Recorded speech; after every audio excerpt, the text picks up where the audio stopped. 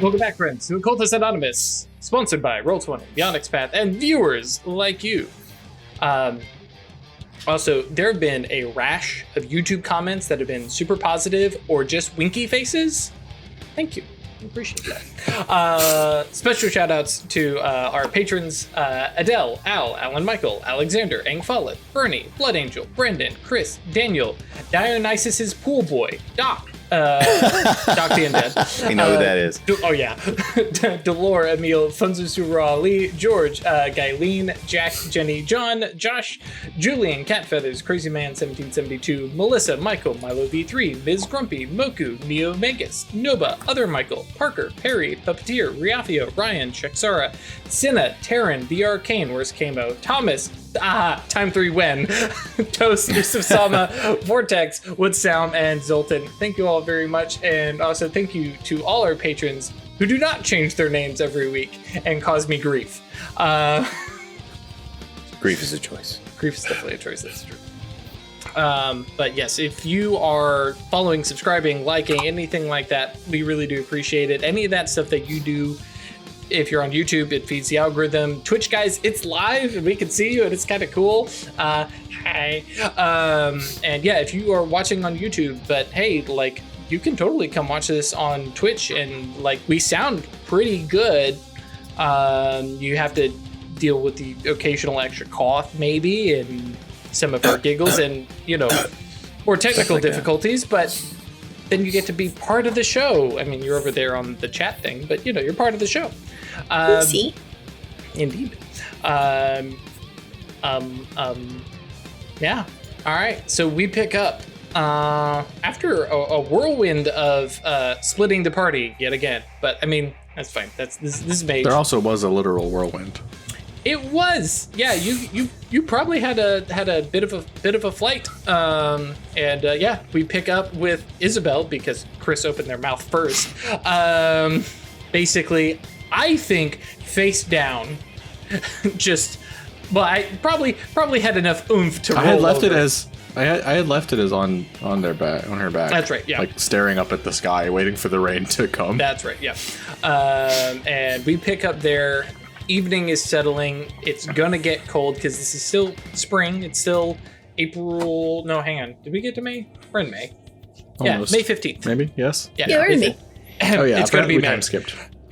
It's been a couple weeks, yeah. May. No. That's what we need. You can't stop it. A master of time. Bring that meme into the past. Yeah, so definitely know that you need to, you know, find shelter. Pneumonia is a definite thing. Yeah.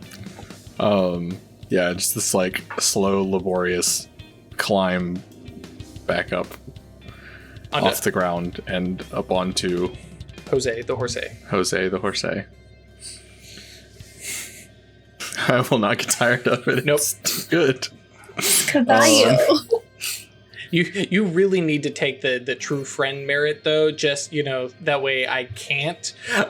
Well, don't. We already established that as a line. So. That's fair. But yeah. And it's this like just sort of hugging onto him, like slumped over in the saddle, like pointed back towards the right place, and just like, here we go. Yeah. Great. Just aim the horse, apply a little bit of knee pressure, and just kind of lean. Yeah, hell yeah. And so that, yeah, it takes you not long, because we've talked about you're up. Feels on longer than it is. Oh yeah, definitely. And you're up on that ridge line, which is not far from Enright's place, and it's looking down out on basically his pasture, air quote. Right. And as the, you know, storm well and truly moves up from sprinkle to deluge, and it is miserable. You got the coat, which is helping some, but at this point, even that is starting to kind of falter. Right. And from the shadows of the rain and stuff like that, a hand grabs hold of Jose's bridle. Mm-hmm. Yeah. I know horses. and like slows to a stop, and a hand comes up to like your arm and shoulder and kind of like doing that adjustment of who the hell is on this horse kind of thing. And you see sort of, but mostly hear Jules going, Isabel? Or actually more specifically, name, poof, just right out of my brain. Senora Pilar. Miss, yeah, thank you. Yeah. You know, what are you doing out in the rain? And like, it's this like super like cynical like chuckle to herself, getting struck by lightning, and then just like passes out. Yeah. For dramatic and narrative awesomeness, like the slump is off the horse, and he the catch. And Jules is not a big guy, so there is no like, oh, let me just bridle carry you all the way to the stables, but it's down, and then you'll like the helping walk along kind of thing to the stables. Stable guys, of course, are like somewhere warm. They may be down at the tavern. They're nowhere around any of this. And you probably have to give Jules more direction than him actually handling the horse himself, but he takes direction pretty well. And eventually like sets you in pile of hay to give directions, and then like comes over and turns your hands over, because those are probably pretty like welted by being struck by lightning literally about what 20-30 minutes ago. And he kind of turns your palms over it and looks and says, what were you struck by lightning? Like going from, that can't be right to holy shit. Yeah. That's, well, I'm glad to see that you are still, in fact, alive.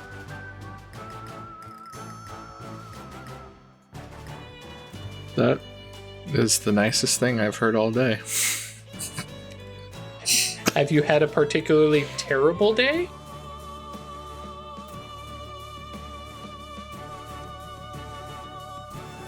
I mean, I got struck by lightning, so I cannot argue with that.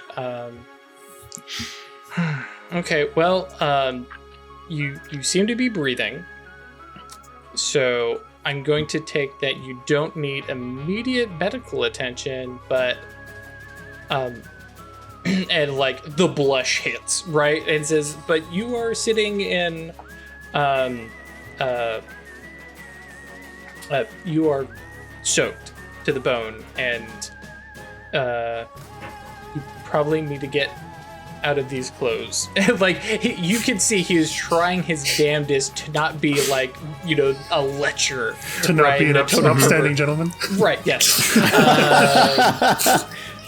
So 1 second here, folks. Minor technical thing. There we go. Legba has been updated on the overlay. I did that live. Well, there we go. But yes, a definite like. We have to do something here.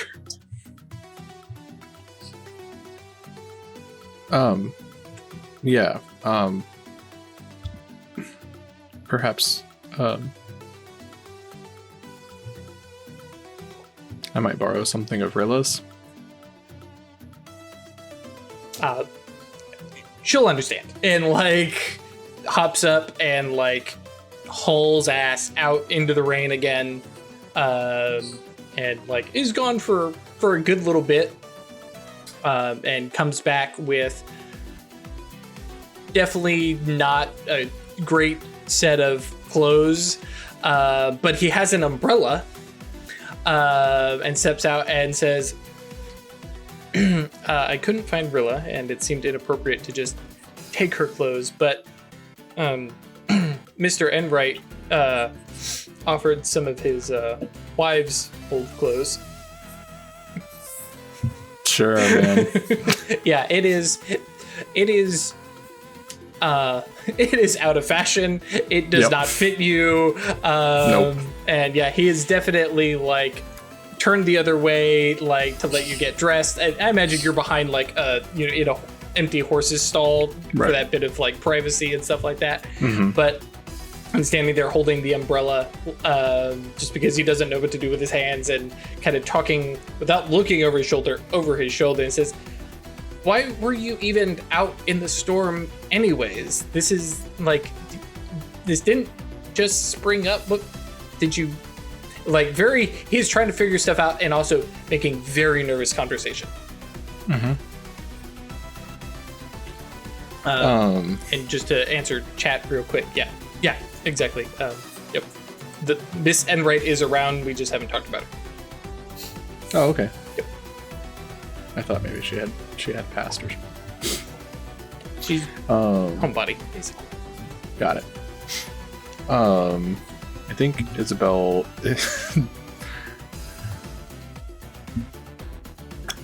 How does she justify it? I don't know if that's what I'm asking you. I don't think she does. I think it's time to flip the script, and she's like pressed up against the stall door and like wringing her hair out, hanging over the door, and just being super flirty and talking about how he's her hero and like ramping up all those like uncomfortable feelings that he's having. He's trying to be polite and stuff and like gas him up, but also like at his own expense and stuff like that. I thought you meant you were going to just be very straightforward and tell him what you were. Oh no, we're just not answering the question. Gotcha. That's going to be manipulation. It's going to be manipulation. Probably persuasion, but I'm cool with subterfuge to just like shift the direction and take a +1 just from we'll call it feminine wiles. It's just like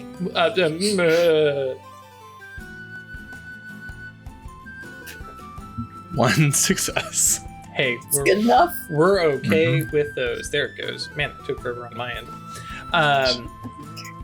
Yeah, and so he quickly like, that's not necessary. I just saw somebody.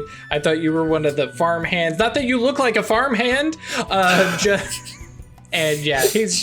He's struggling. It's not fair. This is a poor, upstanding nerd from England, and he's been, he's trying to. He's not even trying to banter back and forth. He's just trying to survive, and with woman who's been married once, though that's not commonly known, if I remember correctly.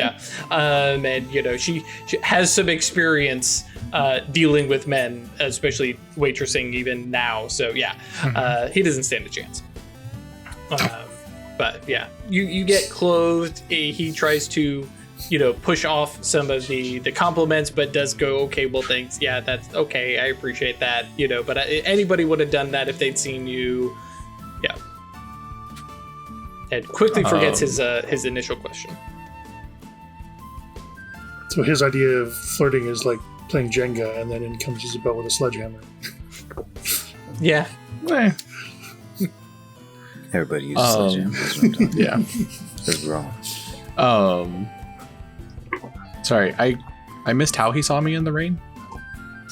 He hadn't mentioned. He just said he saw you in the rain. So like quickly get a oversized out of fashion dress flipped on enough to cover myself and slip out of the stall and just like right up on his like shoulder, like shivering. It's like, how did you see me? I was on the porch, just watching. We'll press X to doubt on this one. How do I tell if someone's lying to me? Insight, Insight check. Empathy. We're not playing D&D. Empathy or subterfuge. Yes, empathy or subterfuge, depending on liar recognizing liar or just reading people. Sure. Quick mage like this fucker. Wit subterfuge, right? Mm-hmm. Wit subterfuge. Yeah, that's what 2 successes. Heck yeah. So Pete, you definitely get to read that, like, he was on the porch, and he did see you from the porch, but there's definitely something more to it than that. Okay. Straight up, just like from on his shoulder, spin around to like in front of him, like real close.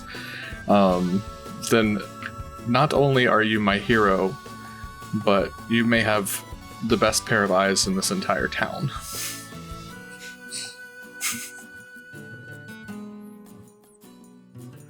And like total eye contact, like double entendre sort of thing going on there too. Yeah, and the blush, Super which flirty. is, been this roller coaster thing, just, hits real hard. It's just, I was keeping an eye out for you.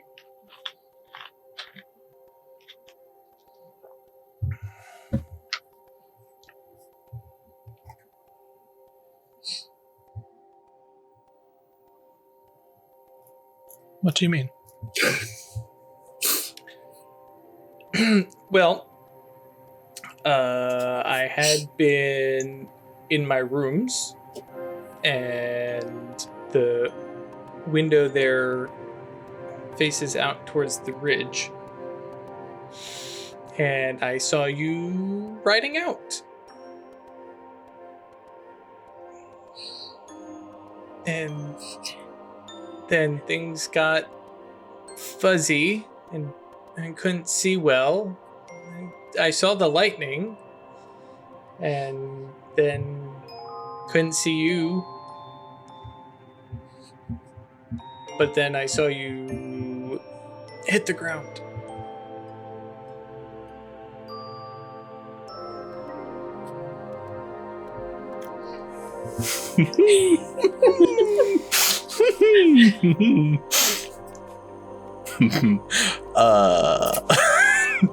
Talk your way out of this. You got some splaining to do.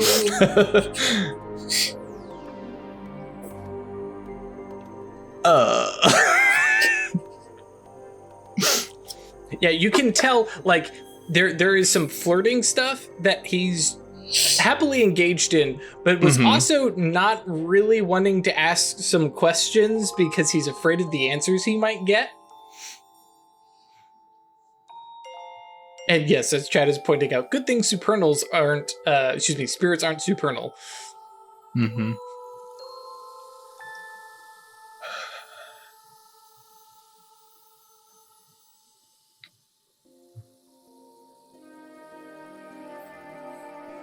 I don't know what to do. Could you tell people about spirits? Because they're not magic. Yeah. Now the question is, would you? Isabel, right? Yeah.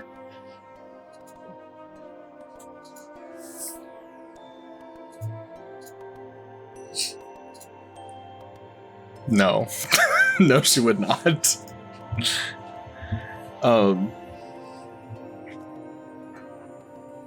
God. All right. Damn, So that's- we're gonna put a pin there. Yeah, for sure. And we're gonna cut away to reading faces. I feel like the Volunteers. teacher up front trying to spot somebody, right? Actually, yeah, I think I'll look at the camera. yeah, we'll jump over to Legba, and Sanite, and I guess it Missy would. Well, yeah, but I was because it's just Sanite just her, who's going just in, Sanite. right? Yeah. So we're gonna pick She'll up be in there for 9 days. right.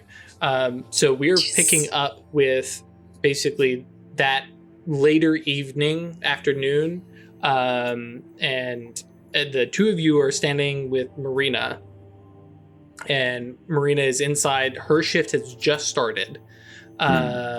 And actually, no, her shift hasn't started because her shift starts like late. But lit by, some of the lanterns there in the mine near the collapse section, and she's looking between the two of you, and in her wonderful French, are you fucking kidding me? No. 9 days. 9 days. It is the way.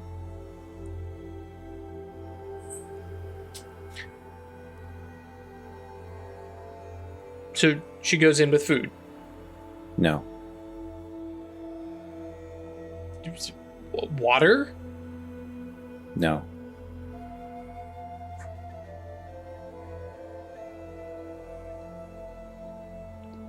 Bear with me, Chris. You're telling me that she's going to go in and I'm just to let her starve in there for your beliefs? It is her choice. Like looking at Sanite, who I imagine has got that kind of same stone face, but actually probably less stone face and more just reserved calm, I think, for Sanite, as she just kind of, yes, this is what I want to do. And Marina is like, you both are insane.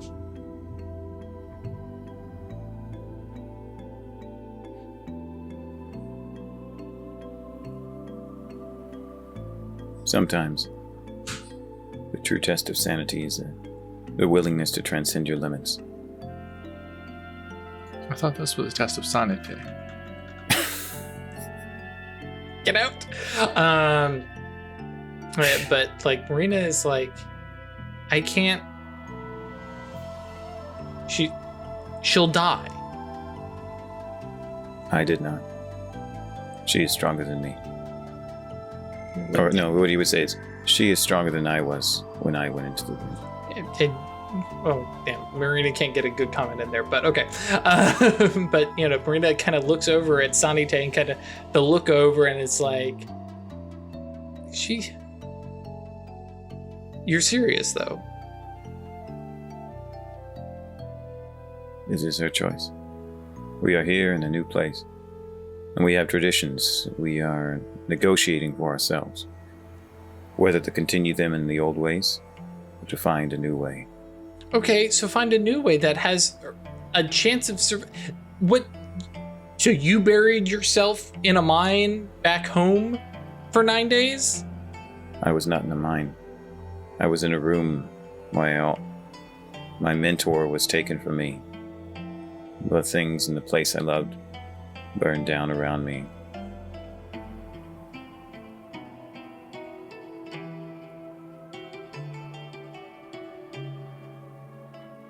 A mine is typically not where we go.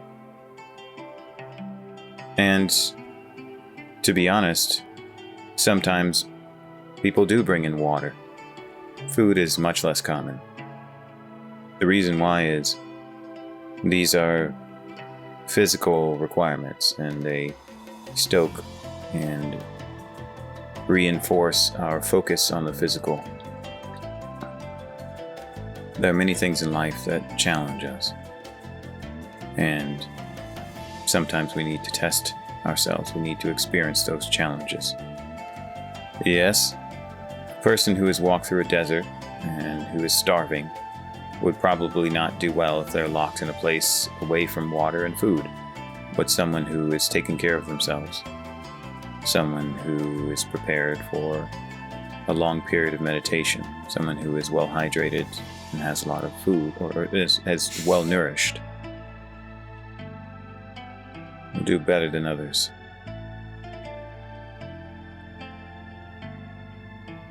It is her choice what she brings, and therefore is her choice what she leaves behind.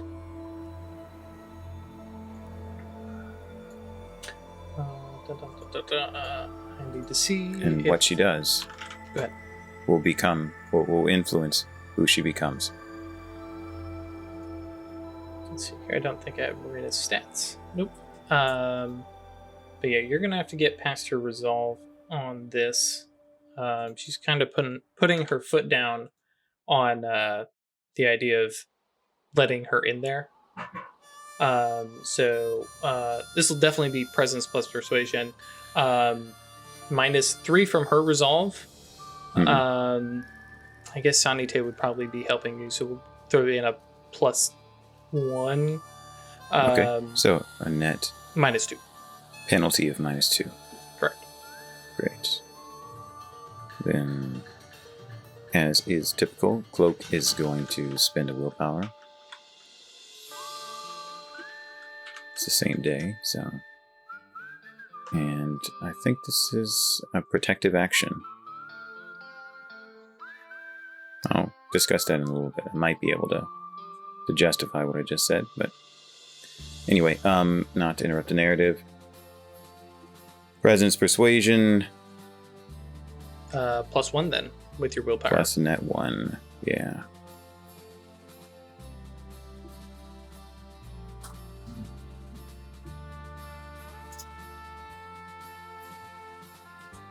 I see a successful roll. 2 successes. So Marina kind of looks between the two of you.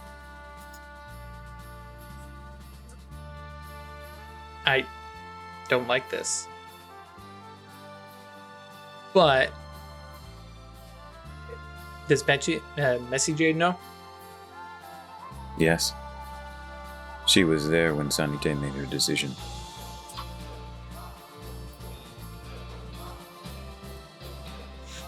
Okay, well... And in many ways, it was a decision they made together. This is on the three of you, and yeah, I will ensure that nobody comes around the collapse. This is on the three of you. If anybody asks, I have no knowledge of this. Wasn't involved. I have no decision.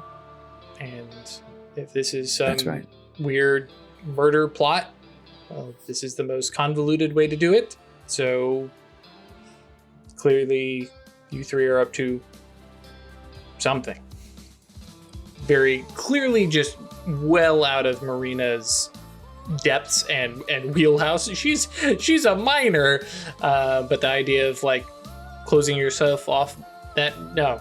But she's like, okay, fine. If this is, and at this point, the three of you have definitely earned her respect enough to know that you're not like insane. You're not, doing something because you're, off your rocker or anything like that. So Just to get a better handle, like she could walk out of there. you were muted. Yeah, just to get a better handle on the ritual. She could walk out of there at any time, right? Like this is as much a test of willpower as anything. Yeah. I mean, of course, the outcome for you won't be so good. It's not like you get to become a sleepwalker, the equivalent of a sleepwalker, right? If you do walk out on this part of the initiation, my understanding is that's it. You walked out on Voodoo.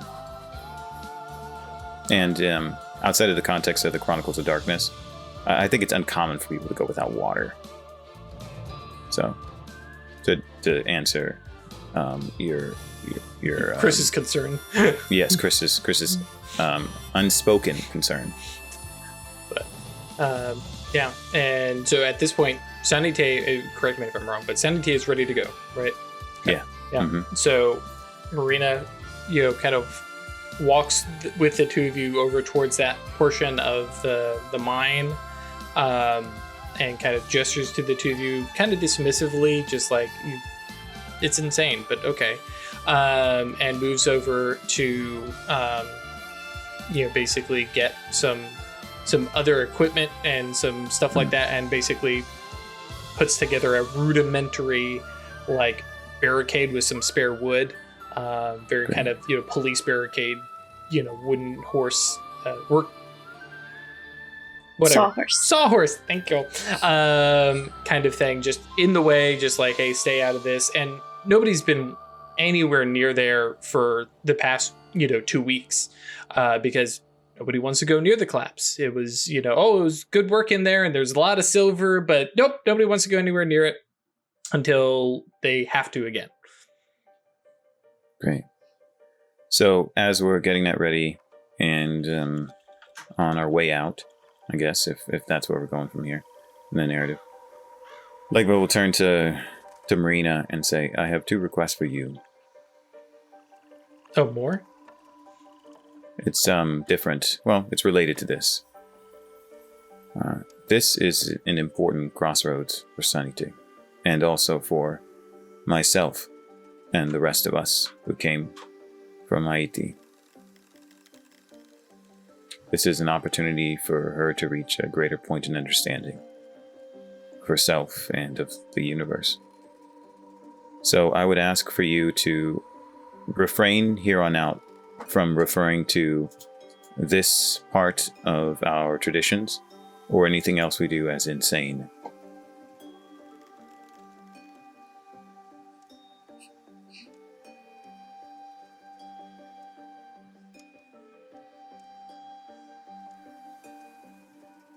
Definitely weighing what you have suggested and compared to what she's seen.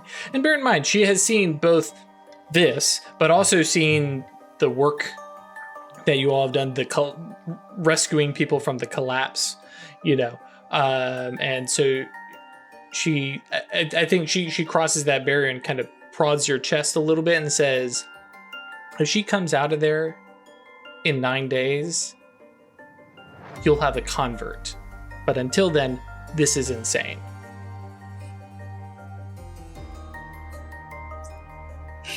The second request I have is, anything you hear, you keep to yourself. Define that. Your life may depend on it. Every experience is different for each person who becomes a Mambo Gun. Okay, and so you're talking about hearing from the collapse. Yeah, okay, that's right. Yeah. That. While she is in there, that's for her. It's not for anyone else.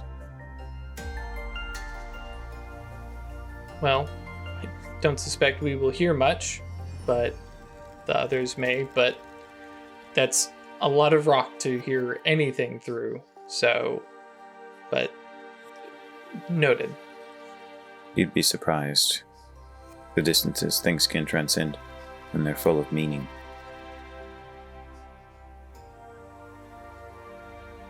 And then he says, thank you for helping us.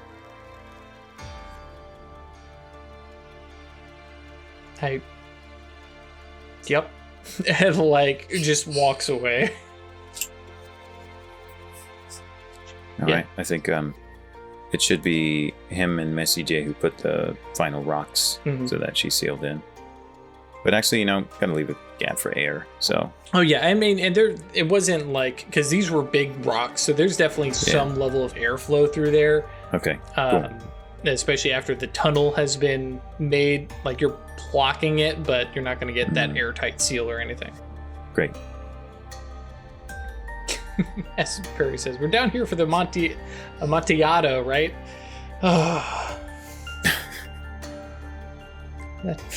That last cask of it? Yeah. Cool. And so, you and her sister walk away, sealing her up in the dead end of the collapse, as Ash has pointed out that she's in there with something. She's actually in there with a couple somethings. Yep. Yeah. As the final rock is placed, big T800 smile. Probably not. Probably not. I don't think Legba's smiling in a scenario like this. This is very serious. It's become a more sincere smile. Right. Cool. So I think we may pick up then with probably Theo, probably going to visit Gisela. Cool. Unless there was something that you wanted to do before then. That I wanted to do, or that they wanted to do? And Theo wanted to do. No, I just wanted to get healthier. I got pretty fucked up the other night. Yep. Oh, yeah. I'm going to take Ella Power because I assume this is the next day and I will have slept. Not yet. We're still on the 15th. Okay. I thought we were at the end of the day.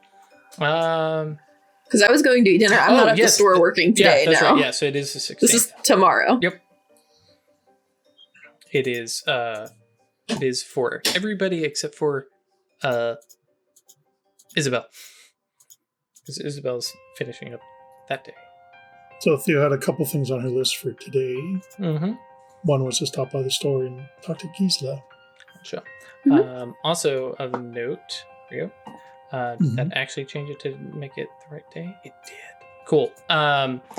then go ahead and roll the medicine check to reduce the wits plus medicine, I believe.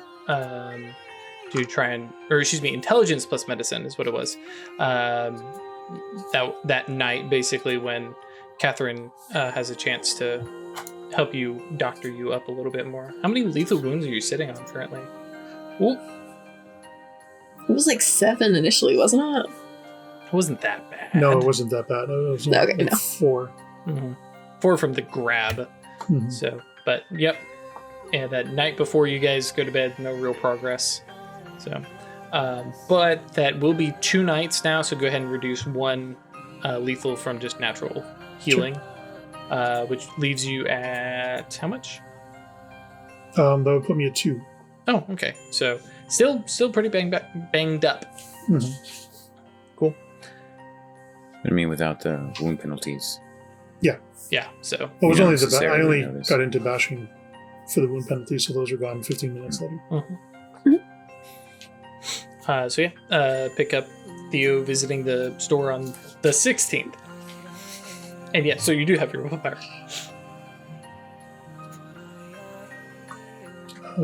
So walks in and sees Giza. Miss Bauer. Good morning. Hello. Theo? Are you okay? Look around. Is there anyone else in the store? Anastasio, but he's in his He's own not little, paying attention. Yeah, if he's in the store, it's usually in the back, basically doing money stuff, or is grabbing things to go give as gifts to people. All right. So I'll kind of lean close and just say I had a run-in with one of the inhabitants of the graveyard. Didn't go well. Didn't know they could do that. Well, they can if I put myself in their Domain. Yeah, and they kind of live in shadow. If I put myself in shadow, then they can interact with me. I was trying to help one, and he didn't really want the help, so it didn't go good. I'm still kind of figuring all this stuff out. Yeah, well, good to know. What do you need today? I don't know if you heard, but we're going to set up a homestead on the other side of the river. You hear now the louder conversation. Anastasio stops and kind of turns. And it's going to take us some time to get some crops in, and we need to have a stake to start doing all that, and we're probably going to need some hands because there's only the 2 of us and my daughter. So I was thinking the population of Purgatory Bluff has grown significantly, rather suddenly, in the last while. Yes. So shipping and cloth has got to be pretty expensive, so maybe I could get a loom going, have a little workshop in the house that... Making instead of needing to buy? Yeah. Seems good. And this is when I'm going to beckon over Anastasio, because this is... Well, and Anastasio is in the back. He's already coming. Doing this thing. Uh-huh. A business? Mm-hmm. What business are we, Miss Stokes? Are we doing here? I was looking at getting a loom and starting to make cloth as a way to help finance setting up a homestead on the other side of the river. And how much cloth do you think you will be able to produce with that loom? So inside, she's kind of going like, "Oh, I'm sure I can do quite a bit," but I can be pretty industrious when I put my mind to it, and I'll have the help of Catherine as well. And if we do well, then we can hire some hands to look after most of the farm work, which would free us up to do more cloth. I'm sure that we could meet all of the needs of the town in fairly short order if I could get the equipment I need. And the raw materials, of course. The raw materials that you, of course, have to buy through my store. I suppose I would, wouldn't I? And he is playing it up, hamming it up, but he goes, okay.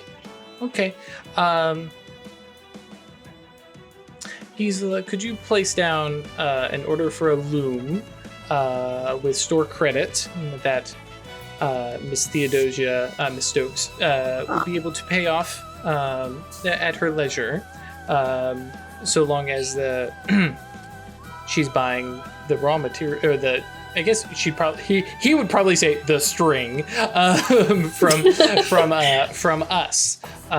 If I find that you are ordering string elsewhere, then there will be comeuppance, Miss Stokes. I would ask for one caveat: is if you are not able to meet the demand, that I might raise a few sheep on my own or harvest some wild flax. I can't. Challenge accepted. This is think that we cannot. And he is suddenly behind the counter with his arm across Gisela's shoulders and going, "You think that we cannot provide all that you need?" Now, this does seem like new territory for both of us. So I would propose that we re-examine this deal in 1 year's time to make sure that we're both still getting a fair deal as this business develops. Miss Stokes, you'll have to excuse my crassness, but spits into his hand and offers it to you. And she does exactly the same thing. She said, he's got just the smile. Like, people are moving out and making a homestead, and a business is making, deals with him. And bear in mind, this is 2 single women moving out towards all his relatives. Like, he is on board for this. Poor guy. He is going to be very disappointed. I feel like there's potential there, right? Yeah, but and he. He's smiling and says, "Miss Stokes, I had no idea that you were such a shrewd negotiator." I learned from my mother.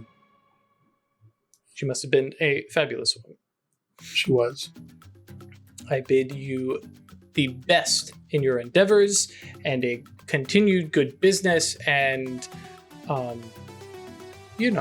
go speak with some of my cousins while you're across the river. And I'm just over here like. And I have little doubt that they'll probably stop by for a visit once we're established. Absolutely. And then if you need any help finding workers, I'd be happy to direct them. Sure. If you know of anybody looking for it.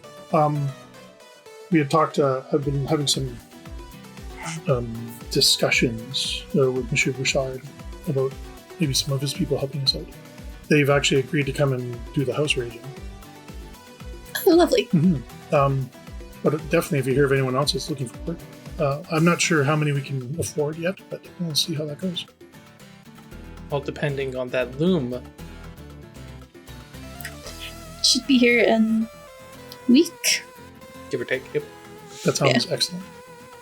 And with that, Anastasio, picks up, his basket of stuff and says, I adjusted the inventory, and then is just out the door. Gives him Theo give a little curtsy as he leaves and nod to Miss Power. Big flare, hand swirled bow, and is out. He's just a really flamboyant guy. Mm-hmm. Anyways. Anastasio, my favorite NPC to only put in just little bits.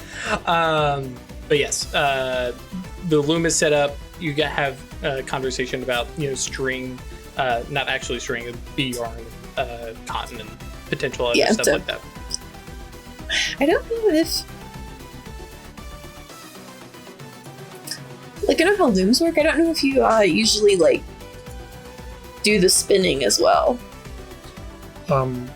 Well, you do the spinning to get the thread, and then you use the shuttle. Something I don't know if it's generally the same person. I mean, it can be, but yeah. It's more, do you buy the thread? It seems more economical just to raise your own sheep and do it yourself. Yep, that may be where they end up in the future, but probably in about a year's time, right? Yeah. Yep. Thereabouts. It's also if you're producing a lot, then we could still be selling fabric through our store, just buying it from you. Mm-hmm. Which is exactly Anastasio's plan. Yeah. Because Anastasia will buy it from you guys cheap. Okay. What is perfected wool like? Dude, it's so cozy. Super cozy.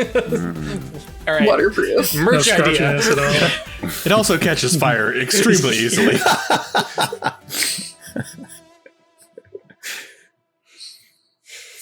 From there, I wanted to go and have a talk with Madame Robert. Robert. Okay, I was like, who? Sorry, Madame Robert. Yes. There's so many the dread Madame Roberts. Yeah, I'm not sure Yes. who's French and who's not. Yep. But yeah, and naturally she's there at the tavern holding court. And just give her a wave as I come in and sort of indicate if she's got a moment to talk. Always, dear. Especially it's morning-ish, so things are fairly light. I wanted to talk to you and see if you knew anything about. I don't remember which one it was. Elliot was the guy I was talking to. It was Noel Hill. Noel Hill is the farmer who died, and Elliot is the one who grabbed your ankle. Oh, Elliot was the one that tried to kill you. Okay. Yeah. I wanted to find out, because you are such a wise and knowledgeable woman. You're the first person I thought of. I happened to find myself in the graveyard, and I noticed a couple of stones there. And I'm fascinated by the history and the roots that a graveyard kind of represents for a community, and I just want to know if you knew a little bit about Noel Hill or Elliot Booth. Interesting. I'm going to put a pin there and jump back over to Chris. Did you figure out, because I was like, hang on, this may be something that Chris is actually, or nearby at least. Yeah, I think it's some considerable moments of just like staring at each other, like, so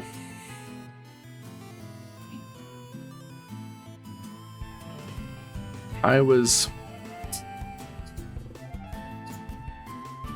attempting to study the world in a not dissimilar way to what you folks are up to.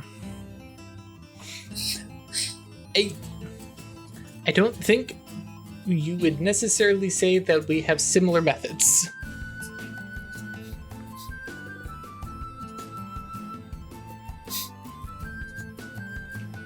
And just for kind of meta out of character knowledge, remember, as far as he is concerned, everybody views them 100% as scientists from the Royal Society. So any of the stuff that Gisela, for instance, has noticed is... Well, you guys are doing alchemy.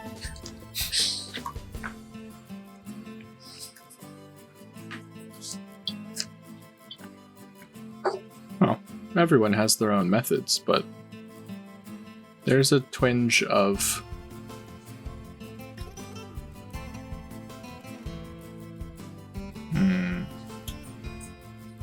if I might throw a suggestion in here, I mean, the oldest scientists were the shaman and witch doctors, and yeah. There is a twinge of the occult, of classical shamanism, of witches in a hut that has a through line to the science that you were Mr. Bethune practices. And probably contrary to like what all the face that he's put on, he actually nods and there's a little bit of pride and says, yes, the science originated with the wise men of yore. That's right. But we've deviated from such, I think the term he uses, barbaric methods. There's control and certainly methodology now. People of your country have, and I would be remiss if I did not mention the Herculean efforts of my people in those matters in the last few centuries. But there is still the natural order of the world and how it works, regardless of how we approach it.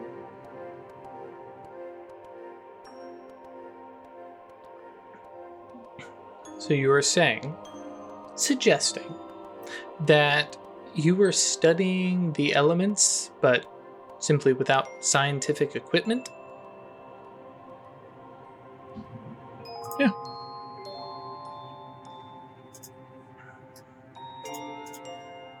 So he's like standing there with the umbrella, the rain still coming down, and says, I'm very curious how you do that. And like, you can see him working up the courage, right? And says, perhaps I can escort you down to the tavern and we can have a drink and sit together and you tell me about what you do.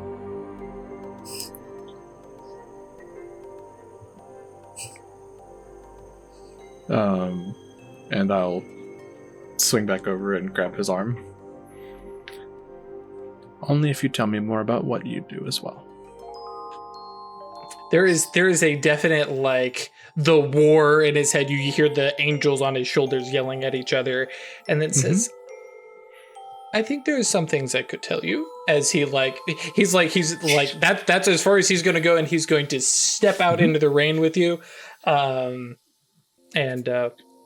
I think she just said to him, talk science to me, baby. Yes. Yep. And There's no way he's putting it down. No. Yeah, I'll tell you. What do you want to know? But specifically for our purposes, he merely escorts you, and you guys make plans to have a proper date when you are not wearing Miss Enright's old clothes. Which means that you two are sitting in the morning. Over kind of in a booth as Theo is asking Madame Robert about Elliot Booth and Noel Hill. And she looks you up and down and says, those are interesting names to pick out amongst everybody who's buried in that graveyard.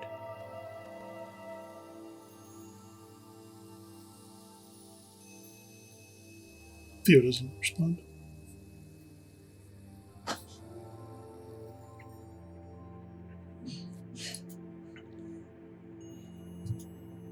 And she like there's the look, and then there's the hand comes around the back, kind of draws you and around behind the counter, right? And just kind of stands there. Is at this point anybody who's drinking is sitting at a table or a booth, or are the two having these quiet whispers together, which Madame Robert has been looking on with fondness, and kind of looks at you and says, of all the people in that graveyard, you picked the two people who have been murdered?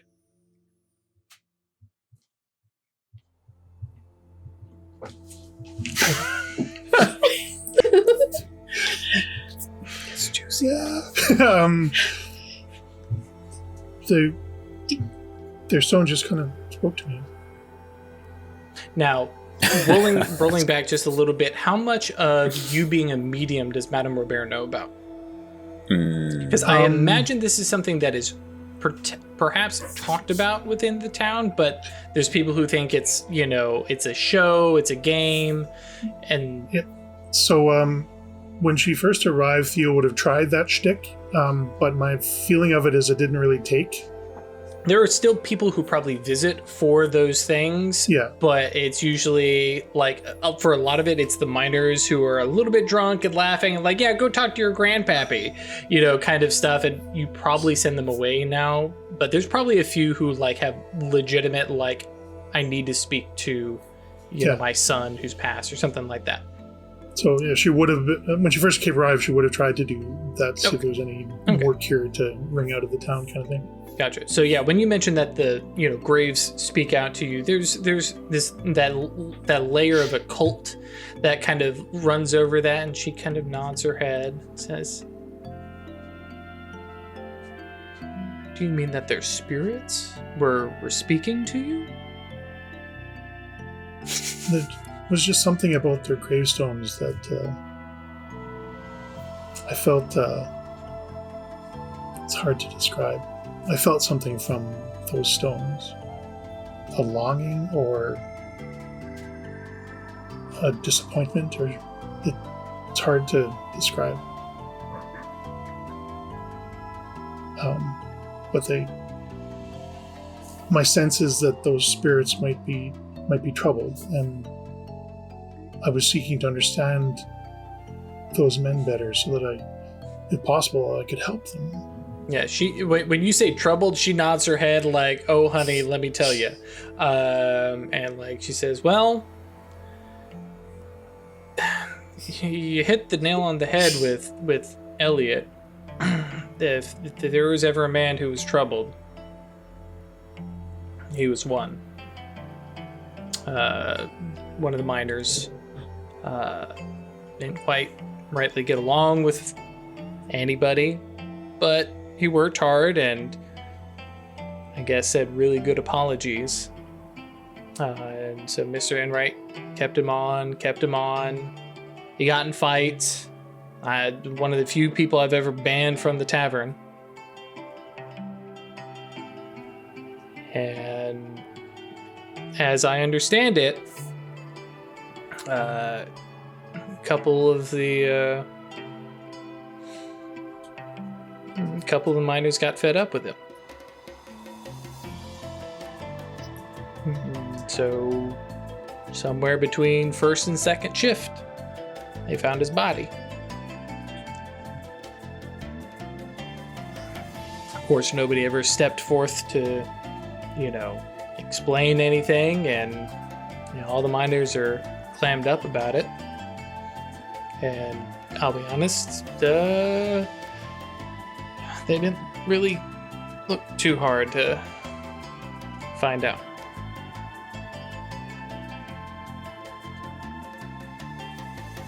I mean, I know Mr. Enright made a big fuss about it, and the shift leaders put them to the question. You're very dramatically, right? But no. After about a week, nobody fessing up. What are you gonna do? Put them all in what jail? And nobody brought evidence. Nobody was witness. Seems none of the miners saw or heard anything.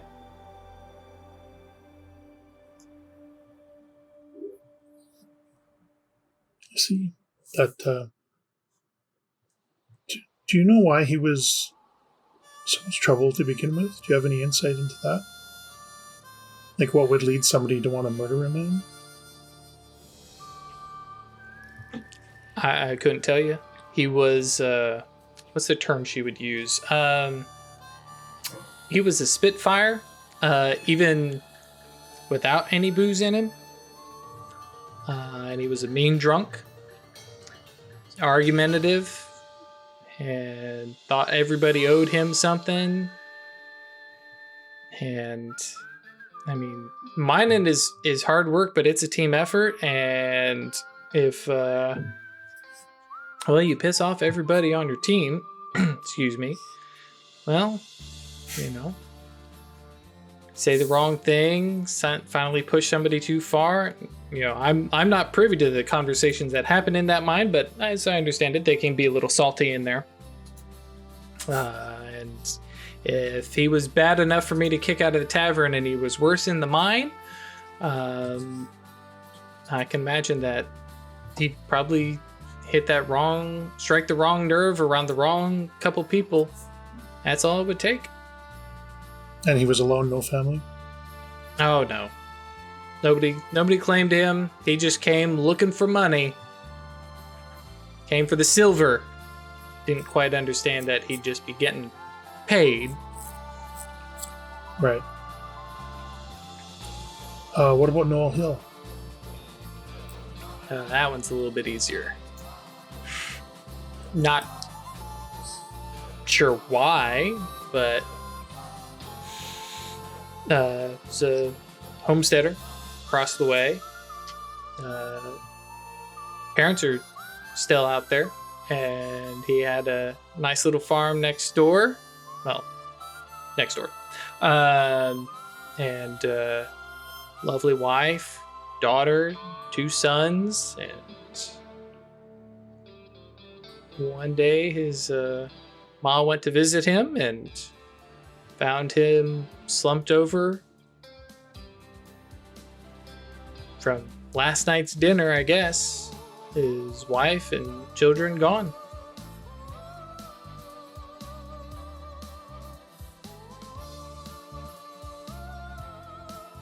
Old Gregory, excuse me, said his mouth smelled of poison, and his liver, well, it was unpleasant. So, Was he an okay man? as far as I'm aware, What was his wife like? quiet, shy, quite charming though. But I mean, this is before the bridge, so we didn't see a lot of them very often. It took, effort to come over, and but we'd see him when he had harvest a cell or to pass off to Anastasio. And wife was real nice. Kids were well behaved. Had a good life over there, but guess she didn't agree, or there. So of course, couple folks put together a posse to see if they could find the kids. Maybe she was taken. They found some horse tracks, followed them out for quite a few miles out into the desert, in the brush, I think she probably actually says. But then I never could find her. Couldn't find anybody else, and so we came on back. So, Do you have any neighbors? I mean, his folks there. You say his mother found it. What's her name? Hill, I presume. Mm-hmm. Yeah. Yeah, she thinks real hard. Elaine Hill. And they're still on the other side of the river at their homestead? As far as I know, I think they've got 2 or 3 farm hands that live with them. Do wheat. I think they've got a couple sheep and cows. Same as about anybody else over there. I'm I know I have a reputation around here. I'm not collecting scuttlebutt or trying to cause any harm. And she looks at you and remembers who you are, and she's like, "Oh, no, I thought you were just hearing things." I am, and it sounds like there's people that might need some help, and I'm trying to help them. Well, I mean, they're restless spirits, and she crosses herself, and she's like, better that they stay there, but if you can help them pass on, or absolutely, yeah. I don't mind sharing. This is, knowledge to anybody who's been around for a while. Well, thanks very much. You've been very helpful. Sure. And I don't know where Madame Robert went from upstanding French woman to this frontiersy, folksy woman, but yeah. That's fine. Yep. All right. I don't know if you heard, but we're Catherine and I were decided we're going to stick around and maybe set up a homestead on the other side of the river. Does that mean you are not going to be coming and helping me in the evenings? Well, that's the second thing I want to talk to you about is we don't have a date to get the house raising done. But I just want to let you know that I might not have as much free time as I used to. All right. Like, with the shift from helping the local, like, medium to one of her girls is quitting on her, and she's like, you got a replacement lined up? I'm not quitting. No, you're just not working. I just may need some time to get things set up. Oh, okay, I see. And then once the house is done, I should be able to start working more frequently. It's not my intention to leave you high and dry. Okay. I'll start looking for a new girl, though. Watch it. and like there's this little half hug, and then, but she goes back and, like, and it's definitely something that leaves Theo going, well, hang on, was this a real threat, or is she just play? I'm not 100% sure. And Madame Robert is fine with it like that. Mm-hmm. And Theo would just... That's most conversations with her. And Theo would just roll with it, like, it is what it is, and whatever it ends up coming, whatever. Right. She's not going to spend a lot of time worrying about it. Sure. And so we're going to cut over, I'm watching the clock here, to Isabel and Jules, kind of leaning over, and we can kind of handle this kind of narratively here. Real short. Basically, well, actually, it's going to be more of a you ask a question, he asks a question kind of thing. So we can do this kind of rapid fire-ish.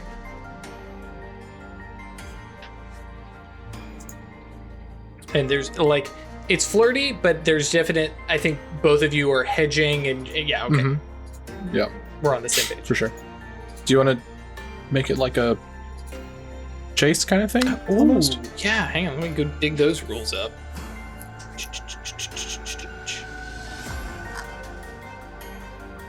It has been a while since I looked at this. Or an opposed roll or something like that. Yeah, actually that's probably the better way to do it. As kind of who gets more out of it kind of thing, and then we can play out exactly what gets said. I like that. Not exactly, but you get what I mean. Yep. Let's see here. Because Jules, actually, did you did Ralph, did Legba ever look at Jules? Do I have his attributes? Yeah. I don't. Nope. You looked at Rilla and Mortimer. I didn't. Mm-mm. I thought I did. Nope. Really? Yep. No. Excuse me. Look at my notes. You have, I believe, his aspirations, but not his mental and social stats. His dots. Oh. So every time that works, right? You get that information. You have to take the reach. Virtue and Vice. I just haven't looked at specifics for any of them. So, if that's what you mean, yeah, I haven't used the additional reach to determine a specific mental or social attribute for any of the people on whom I've used no nature. But you get the total, right? Yeah, just a total number of dots. Every time you use it, you get the total number of dots. I never wrote it down, but that's fine. Yeah, it won't matter. So I'll look at my notes because I might have it. Cool. Yep. Report back. In the meantime, you got it. Let's see here. Roll 20.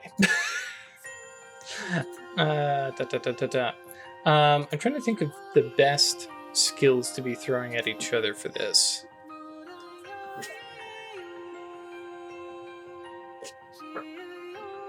I almost want to say subterfuge.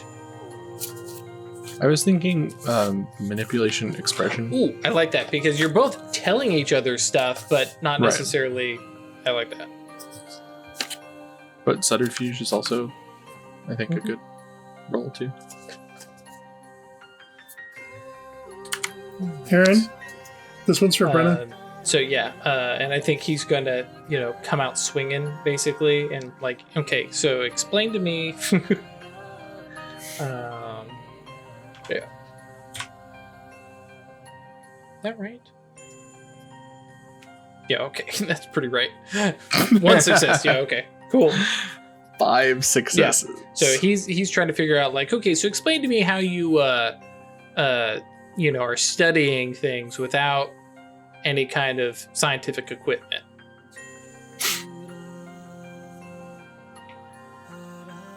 The world is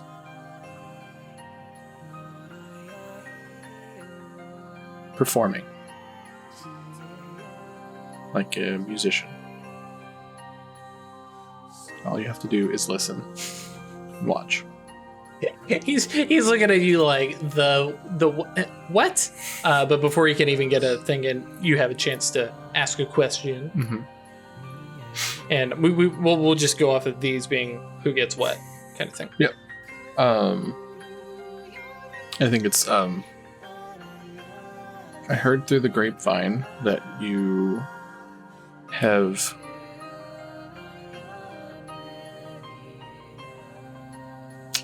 acquired some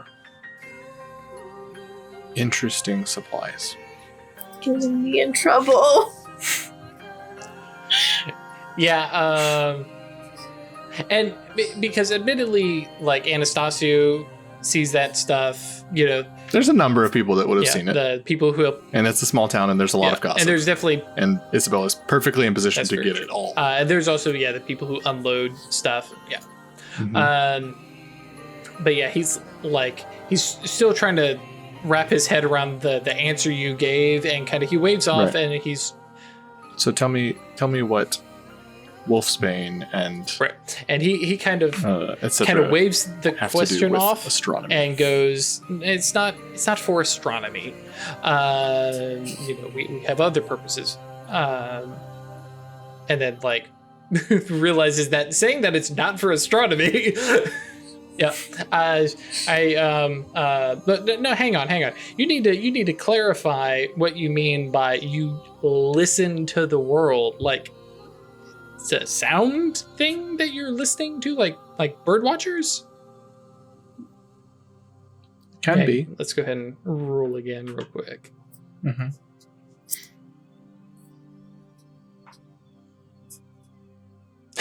Damn it! I was really happy with the 3 successes.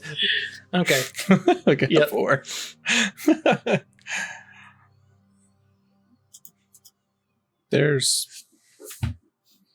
And if you don't believe me, I understand.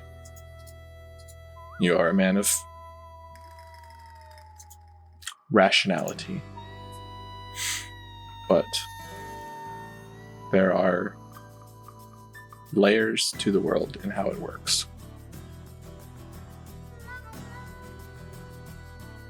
And much like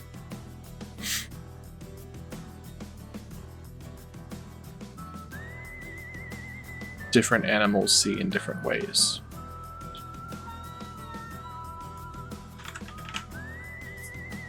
He kind of nods his head and kind of like seems to be understanding that idea of different perceptions. And I think is mulling that over because you won this exchange. Right. So, if not for astronomy, then what else are you here for?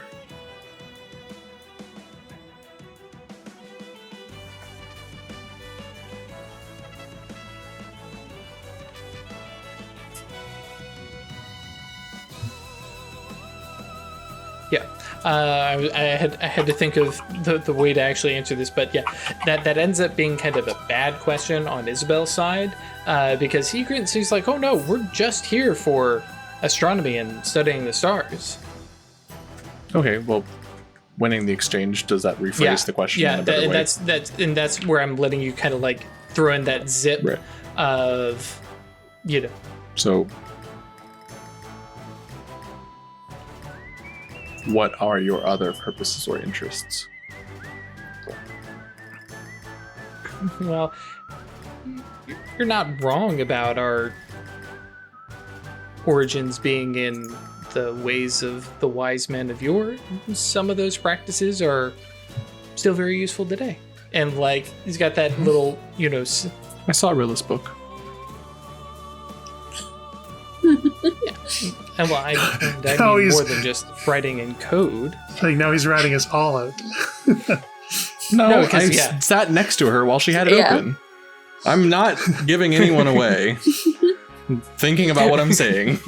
Yeah, because Isabel provided cover for a little while Rilla was writing. Yeah. Right. Like it's fine. You want to rat us out? It just brings the conflict. I was just making a note. Yeah. Mm-hmm. But yeah, definitely, it's half said, but it's definitely like, oh yeah, we do some, you know, occult shenanigans to help study with science. You know, definitely kind of the vibe that you're getting.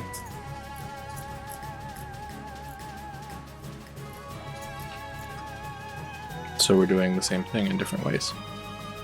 We perhaps are.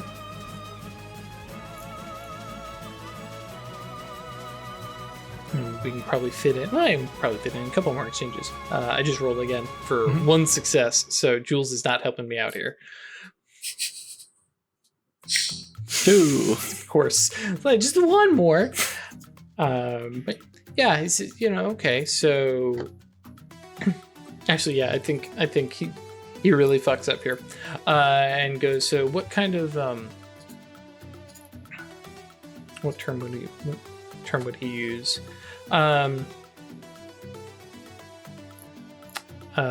Shoot. Here we go. So what kind of clairvoyance do you use to see and hear these things?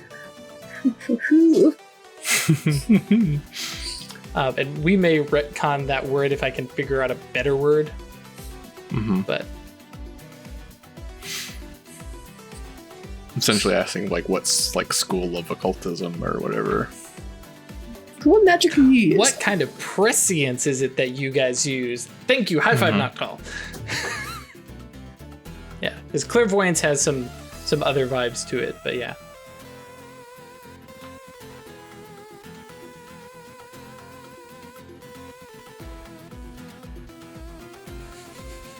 Chris making a face. I'm gonna make a bad choice. Of course, yes. You gonna show him? I don't think it's that bad. But I'm gonna say something in high speech. Yeah. Because she doesn't come up with a word. Cool. And it's ecstaticism or whatever. It's that like one of the root like I picture it as like one of the root like main parts of the definition of what theosis is. And he definitely looks at you and goes, what? Like, because of course it's in glossalia, and so he's trying to be like, what? That wasn't Latin? What? And then I'll write it. Woo! Okay. I'm trying to think of what that's going to look like. Yeah, so I guess basically a rune, right? Okay. Because like some of the Chronicles of Darkness suggest that they write in a weird language, but yeah, I think for us, we're leaning onto these runes. And kind of looks at it, looks at you, and kind of leans in and goes, and like touches the paper and kind of looks, says, what? What is that?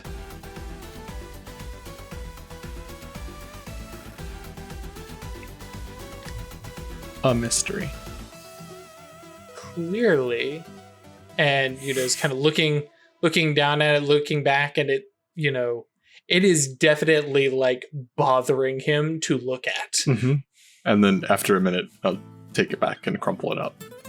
Yeah, because like aren't high speech runes sort of fundamentally incomprehensible to an unawakened? Yeah. Nocto's over here suggesting it's that not they're quite shifting. like For me, it's every time that Jules is looking at it, he's seeing it a different way. He's seeing the same thing, but way. it's like this. It's like those weird 3D paintings, right? Yeah. I mean, high speech is a function of mage sight, right? So without it, it's going to be something you can't comprehend, effectively perceive. Yep. Because, like I said, for the Chronicles, perception is required for comprehension. So yeah, because like you can see it, but it doesn't mean anything. You can't register it. Right. Yeah. In the Dark Era's books, they talk about like ancient wise men, and I speak this secret language, and you speak this secret language, and we speak these different. Turns out it's the same one. And they're saying different words, but understanding one another's secret words, and it's like, wait, what? And all of a sudden, how do you know my secret language? I don't. How do you know my secret language? I don't. Yeah. Meanwhile, poor Jules is going, I don't know this secret language. And like, I think like hearing the word, which for him just sounds like a bunch of gobbledygook glossalia, and then looking at the rune, and all like he kind of shifts back, not in a like a fear kind of thing, but a who am I? Who is this? What did I get involved in kind of thing. And like,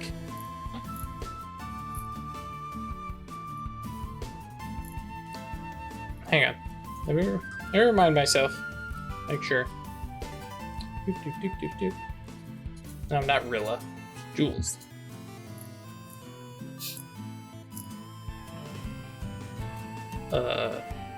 There. Oh yeah, because we don't even have Jules' Vice and Virtue. Unless Ralph, did you? Because you said you found no notes. No, I didn't. Okay. I didn't find it in my notes. Not in the notes, so we probably don't. Got Mortimer. By the way, I just Realize looked this up everybody to else. clarify it for myself. Mhm.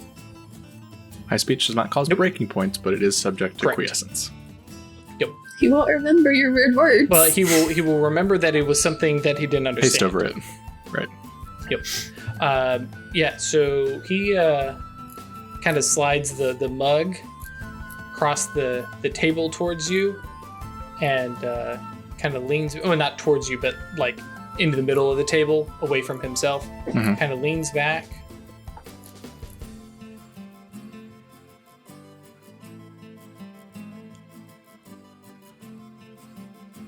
I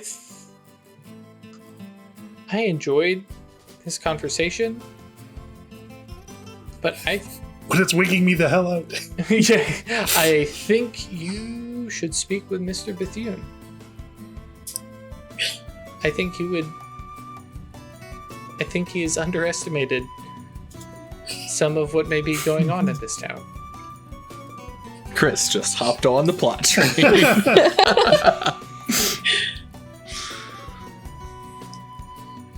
And from the sort of like seriousness that she adopted for that, she goes right back to trying to Play it off. play it off a little bit more. It's like, well, I have met him, but I will need a reintroduction from you.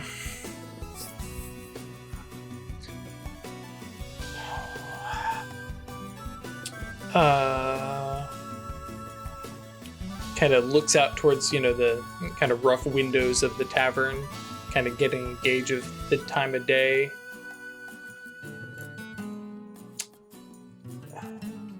Would you mind a walk up to the telescope? I know it's a bit muddy still.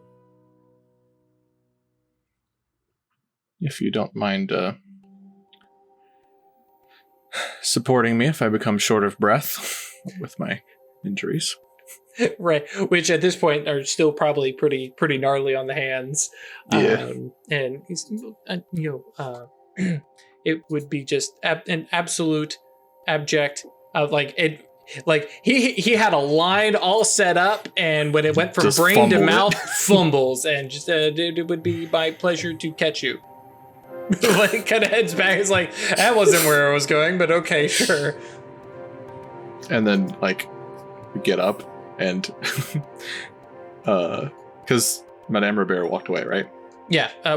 Yeah. She's still now amongst all the Theo's other there? patrons. I don't know if Theo's left yet. Theo but just- we'll- Let's say Theo's there. Theo was just making her way out.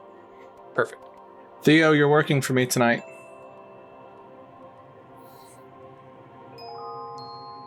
Sort of winces a little bit. Okay.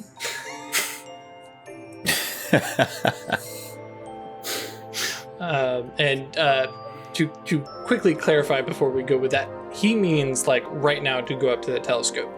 Not necessarily that you'll be there tonight, but that's fine. Well, no, I think, don't know but how long Isabel it'll is Isabel is saying that I won't be back tonight. Right. Well, I mean, it's meant entirely. I don't know how long this will be. Right. But it's very important that I go do this. Sure. And then it's like he goes out first and it's over the shoulder. It's like, yes. Head nod, thumbs up. I'm in. Excuse me, hacker voice. I'm in. Yep. I'm in. Perfect. And that's right at 7:30. So hey there, YouTube guys, don't blink. YouTube, did you blink? So we pick up actually because we had Gisela heading off to Isabel heading off to the ridge line. Theo is also just now leaving, and we have Cloak and Legba basically finishing up and probably talking, because would Legba talk to the cult about where Sanite has gone? Because she's going to be gone for 9 days. So informing them. Cool. So what is Gisela up to? Because we had a cameo with Theo chatting with her about the loom, but yeah, what are you up to? I mean, for the rest of today, probably just working like it is. Gotcha. Perfect. I have to work at some point. Right, yeah. And it's one of those things that we've talked about, hey, some of this stuff happens and we don't have to go over every discussion. That said, Rilla comes by. And it's a definite giddy friend, I have news kind of thing. Because, and let me pull up Conca and make sure I have the right dates. Is it time? It is getting to be time. Calendar, go. Into the west, go. Come on. Yeah. So basically, she kind of steps in and has that big smile and says, so we're beginning our preliminary actual viewings. Last night is when we were supposed to start it, but obviously far too much rain and cloud for any of that. So, and she kind of leans back over towards the door and looks out. Looks like it should be clear tonight. So if you'd like to swing by tonight, about an hour after sundown, we would love to have you observe and see what we're doing. The particular astronomical phenomenon is probably not going to be visible for a few more days yet, but this will at least let you observe. And of course, you've seen the stars, but never through a telescope. Never up close. Right. And I believe some of the planets may be visible. I think we may be able to see the rings of Saturn. Wait, hang on. Maybe not. Yeah. Yeah, because when we talked about it before, because that was my idea of what one of the secrets was Neptune. Yep, that's right. Which has not been discovered for a few more months. Yep. So if you have the interest and the available evening tonight, no gentleman has come calling, then we'd love to have you. Well, I'd love to have you.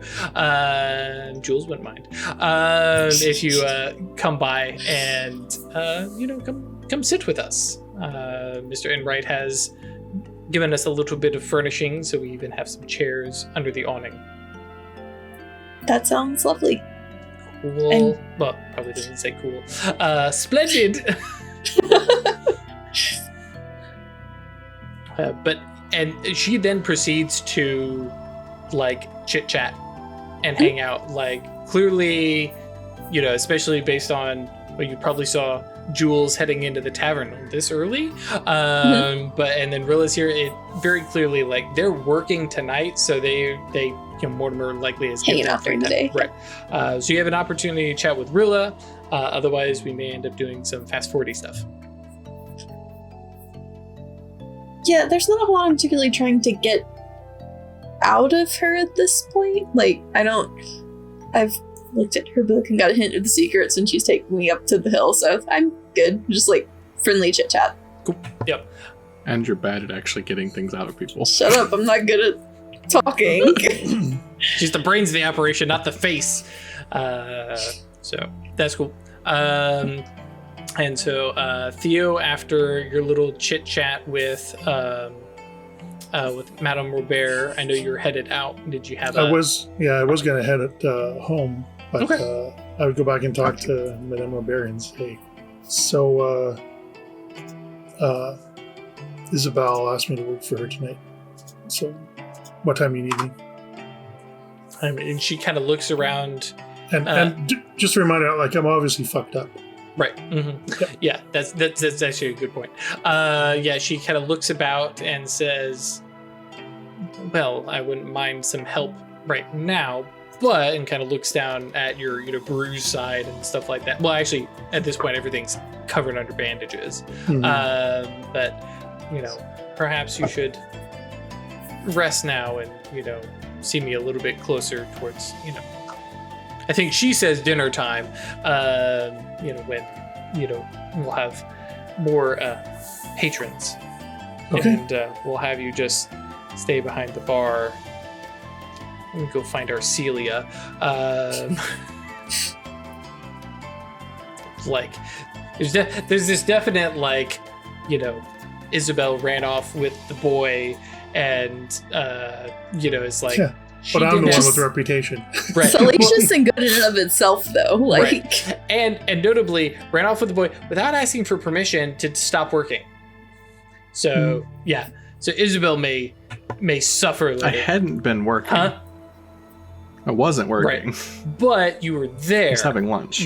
But yeah, it's definitely good. This is my home. That's true. That's very true. it's true. Cool. So unless we have reason otherwise, after that little chat with Madame Robert, was Theo heads home? Yeah. And then anything else there? Now, just let Catherine know that I need to work tonight. Gotcha. Which Catherine is like, basically there's this whole oh, I can't believe you're working so hard while hurt and doing this for us. And she's she's Brew up a little analgesic tea and it'll be fine. yeah. Do you want to try to roll that? Can you roll that medicine again Oh, that's true. during the day? Yeah. That's very true. See if while you're here you can get patched up a little bit more. That's so smart. Hey, There it goes. Yeah, mine is lagging. Yep. Well, I'll be honest. Good job, roll 20. Let the, just make it work. Cool. Yeah. So that's another lethal wound down. And actually, because if you're just staying around there, you can spend another hour. Mm-hmm. And roll again. Correct. Hey. And actually, now I'm realizing, wasn't it 5 successes that you needed to get 1 wound? Yeah. Okay. Yeah, it's an extended task. That's right. 1 hour Yeah. duration. Yep. So 1 more, and then we'd have an actual proper wound. Yeah, I was like, wait a second, that seems really easy. Yeah, Yeah. Okay, it so- downgrades it to bashing, so it doesn't eliminate it. So I'm Right. still 2. You have, correct, and you have 4 successes towards after Right. 2 hours. Yep. Okay. So if you rest for 3 hours, you can Yeah, maybe sure. heal up 1. Yeah, because it is early enough if you wish to, and Catherine doesn't have anything else going on. Yeah, I don't want to end up aggravating anything, so I'll get 1 more shot. Sure. Yeah, there you go. So yeah, you'll be going to work with 1 lethal wound. Yeah, it's fine. It's just a minor stab wound. Or Just slightly broke my ankle, it's fine. Yeah. Cool. So yeah, we pick up with a little bit of a fast forward. We get with the time lapse as the sun moves across the sky and starts to, reach dusk. Theo, you are already working, and feeling not bad. No wound penalties meant you weren't slowed down, but there's the bandages and all. Madame I think Robert. we'd probably go to dinner and then go up the hill. Okay, cool. That's a good setup. And actually, I think just for the setting, you have Rilla and Jules and Gisela and Isabel and Theo and Legbud probably eats with the cult, I imagine. I imagine that's very family dinner size. Yeah, huge. Oh man, huge bowls of food getting passed around. COVID, fuck you. Anyways, so Madame Robert did definitely find Arcelia, or more specifically, found a random boy who wasn't doing any work and said, "You, child, go run across, go find Arcelia and tell her that Madame Robert wishes to speak with her." And off goes a little 10-year-old kid.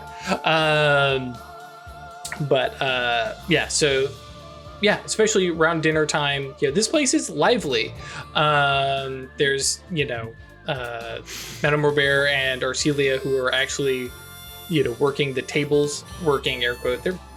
They're serving. It's not like modern waitressing, right? While Theo is basically working the bar and speaking with the cooks. There's no chefs here. There's cooks. It is a lively affair, and it definitely, especially at this time, you've got a bunch of miners who are coming in, this is when the tavern really has that whole "it's the heart of the town" kind of vibe. But yeah, sun is setting. Imagine meals are being finished, I imagine just because of the scenario, the four of you are kind of sitting together because Jules and Rilla, and so their guests are sitting, the four of you, and kind of finishing up and about to probably soon to head up. But we have this moment here where if anybody needs chit chat or wink wink nudge nudge or anything like that. Cool. We just have an awesome tableau. Yeah, it's cool. Lots of secret looks and yeah, it's hey, not even. Just plain enough. Yeah, but I mean, I think especially for Theo, seeing the four of them together, it's oh hey, and especially having. I was just thinking in my head is if we're gonna sit and just sort of hang out and chat during the day, and then go grab dinner, and then we go to head up to the thing. Yeah. Right. Just have a good Makes sense. Friends Day. Yep. And happened to see, Isabel and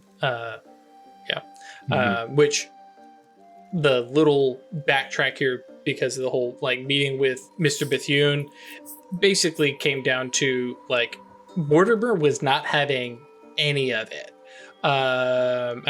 Because I bypassed all this. That's fine. But basically he legitimately is Doc Brown level frantic. The normal nicely done white ponytail that he's got is a little disheveled and a little off to the side. He's a little unkempt, and he's definitely hit manic scientist. Yeah, okay. And there's a rough side of his tongue for Jules to bother him and stuff like that, but you did have a chance to kind of get up there and see, and there's the telescope and this nice large, kind of think of your backyard deck set of wood. It's not nearly level all the way across, but there are sections that are level, and that's where the telescope is kind of set up. And there's several little awning tent things to kind of keep some of the if there is some light rain or anything like that cleared off. But yeah, so you had that little preview, and Jules has basically been apologizing profusely, but Mortimer didn't say anything to you. He just ripped into Jules, and Jules is definitely showing it on his face. But so then the four of you make your way up to the viewing point, as the sun is dipping below the horizon, it is really getting dark. The stars are coming out, and we get that wonderful shot on top of the ridge line, looking out over Purgatory Bluff. You can see the river down below. A little bit of moonlight because it's still waning moon. Hang on here. Oh, wrong button. Is it going towards getting new smaller moon, or one? is it going towards full? towards new moon. Waxing. It was a new moon, Yeah. right? Conka, where'd you go? Here. Yeah, it's heading to the waxing moon. Getting bigger. Yep. Well, hang on. Oh. Conka, we're going to have words about the symbols that you use for full moon and new moon. Because Is full moon black and new moon white? the full moon is a ring with black in it. The new moon. That's wrong. The new moon is a bright white circle. I have it on my hand. Incorrect. Oh, I mean, sorry. I assume it's made for a white. Wait, do you have it on I dark don't have mode? it on dark mode. That probably makes it harder to make it see right, huh? Well, if you did it a full moon, then you would have a black. Whatever. Ignoring all these, it is definitely a waning moon heading towards the new moon, and screw Conka's stupid moons. Because I set like 3 weeks of prep with this and I didn't notice. Anyways, I was just going off the visuals. Anyways, but yeah, so it is definitely heading towards the new moon. It is waning. We can see that on the purgatory, the purgatorio, purgatoire, and we get the lovely shot of like the Milky Way. Which, if any of you live in cities and haven't ever actually been out into the country away from light pollution, I highly suggest it. Go look at. Holy crap, that's a big old galaxy. Mm-hmm. Anyways, So many stars. Want to know So a brief many entomological aside? It's quite cool. do it. Nocturnal dung beetles use the light of the Milky Way to navigate. Hell yeah. So they need to go from one place to another, and they collect a ball of shit, bring it back to a hole. They're gonna get lost if they don't have a directed Use path. the Milky Way. So they follow the sky. Yeah, I think it's That's a cool. reminder to everybody. Sometimes you're pushing around balls of shit. You need to sometimes look up. Appreciate the stars. One of the ways that we figured out that the universe is not infinite or infinitely old is that there are dark parts of the sky. If it Speaking was of, infinitely big or infinitely full of right, stars, then it You would would just never be see any of it would covered. just be white. That's true. Speaking of dark things in space, Mhm. you guys, join Mr. Bethune, who is a little bit more cleaned up, a little bit. Mr. Enright is there with, as previously mentioned, his wife. Let's actually hang on here, because I actually realized I don't She have a actually name? have her set up in here, because I remember I made Mr. Enright and then I made Ike because fuck Ike. We don't like You don't Ike. like Ike. Ike's had some challenges. I think he just needs a friend. Sure. Uh-huh. You can volunteer. Cloak's we'll gonna go talk on his about- Oneros. He's a problem. We'll definitely talk about we'll talk about Ike's friends that he does have. We'll see what's But going on. but yes, no. Miss Brisa is also there, and like I said, she's very much a homebody, and seeing her, you kind of understand she definitely is probably in kind of ill health, and so is not very often out. And I think Gisela would probably have heard the rumors that some of the reason that Mr. Enright even came out this way is for her health, right? The dry air compared to London and some of that kind of stuff. The fact that he, got a ton of money together to get cattle, and then now the silver mine, it's like, well, this is working out for me. But yeah, and she is there, it's not cold, but, she's got a big heavy coat on and is clinging to his arm, but her eyes are wide and is fascinated. And I think the two of them are kind of a matched pair. They're both like, ooh, science. And Same, honestly. They're watching as basically Mortimer is in like full presentation mode and is pointing out the telescope and like its various parts and how many different mirrors it has and this, that, and the other. And as Jules and Rilla arrive, with you guys, like Mortimer looks and just gives a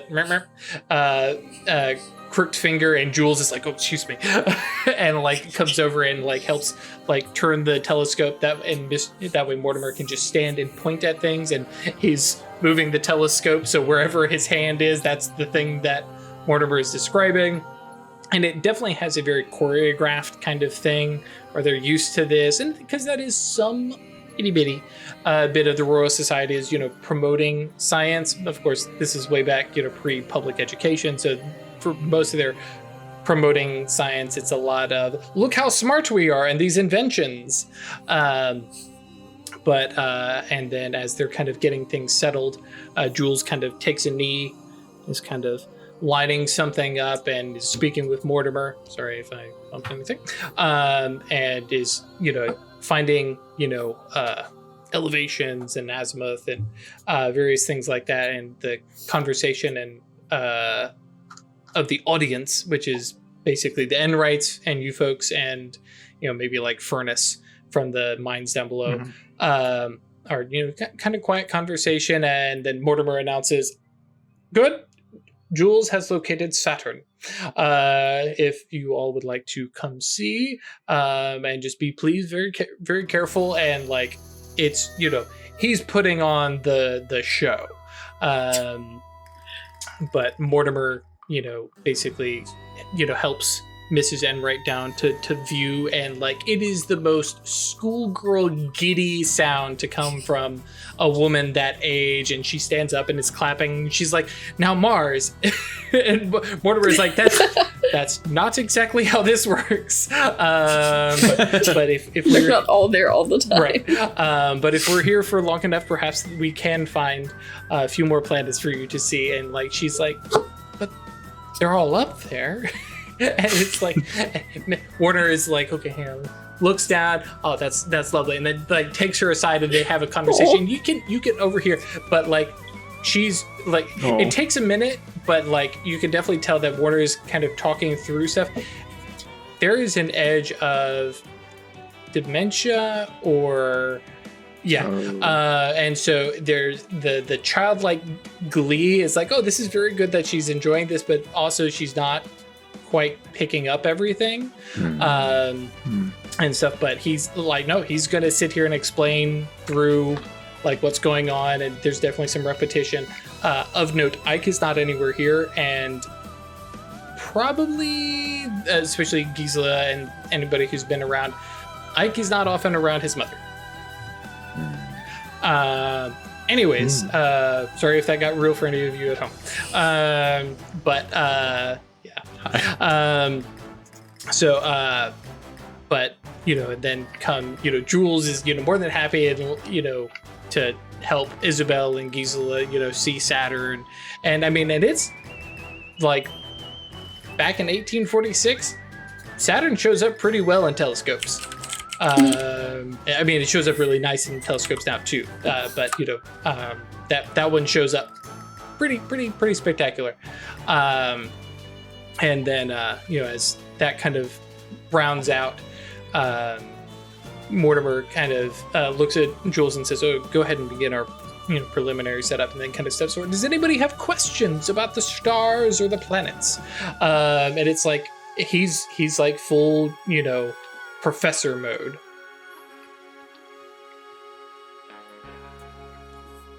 I have a question, but I don't know if I want to like ask him out in public. Ooh.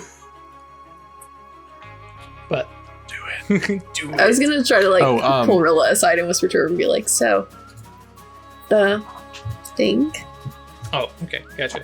And then Chris, what were you saying? I was gonna say, while commotion with the Enrights was going on, Isabel would pull the scrap of paper from earlier. Oh, the rune? with the rune on it, and show Gisela. It's like, I tried to explain a little bit. And how did that go? Jules was...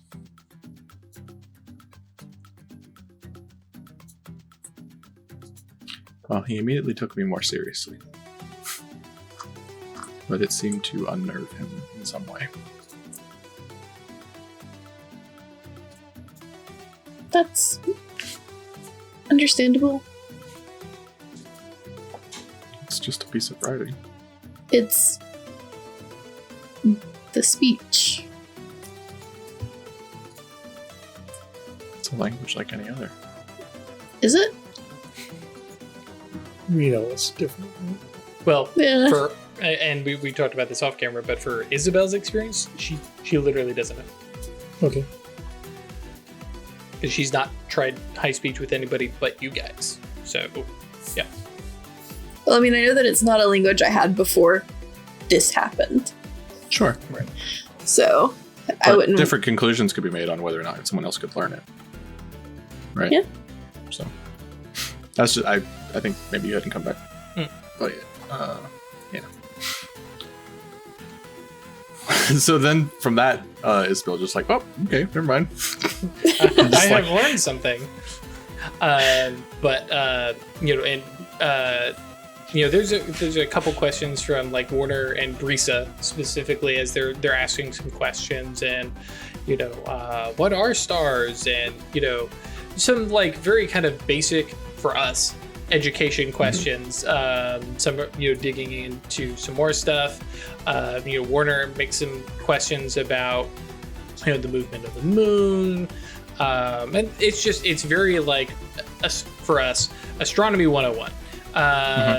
But Which, depending on education levels, is all new. right, So exactly.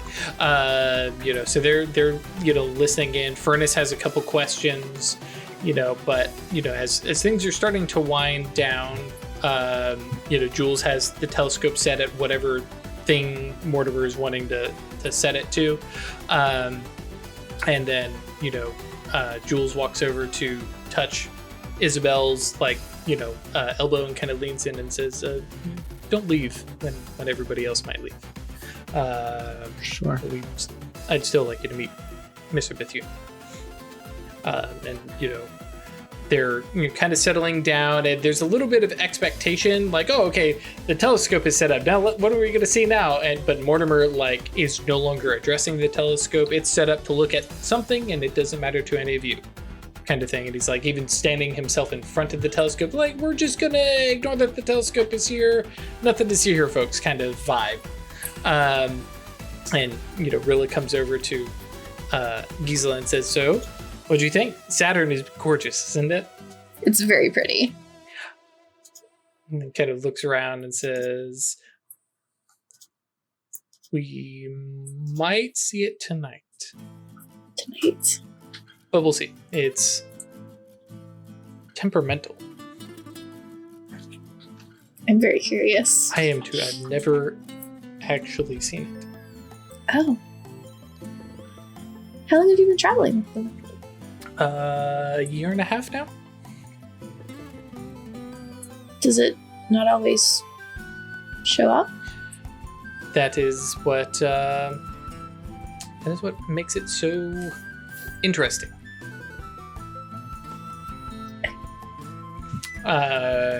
Waiting excitedly, Right. trying to contain. And there's this moment where like Mortimer is like done and has answered everybody's questions. Warner and Brisa do a little clap. Furnace is like, we're clapping for this. Okay, we'll clap for this. All right, yeah. And then you know, Warner starts to bring Brisa back to actually probably the carriage. Now that I think about it, would not make her walk over here.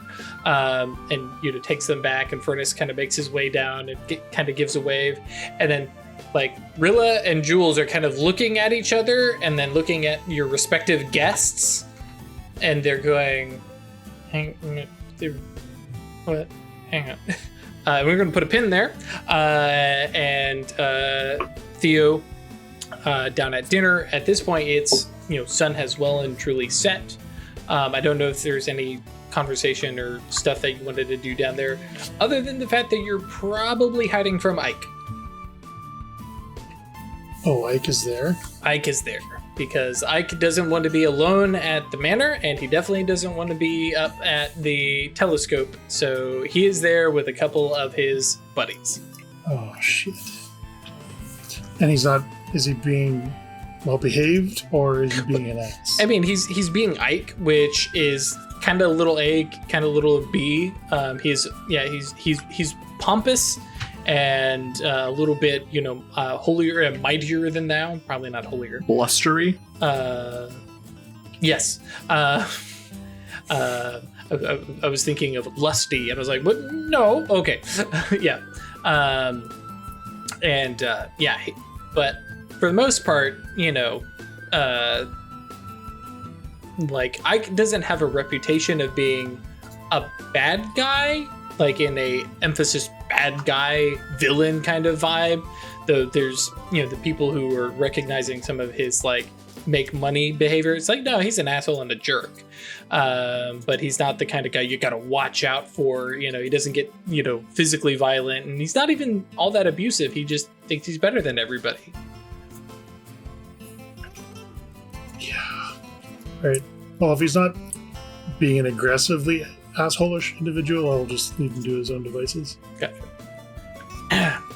Target wanders through Theo's scope and says, "No, I'm not pulling the trigger." Okay. Well, yeah, I don't want to just ruin his life for no particular reason. I mean, it's not ruining Not his yet. life. It's just a point of lethal.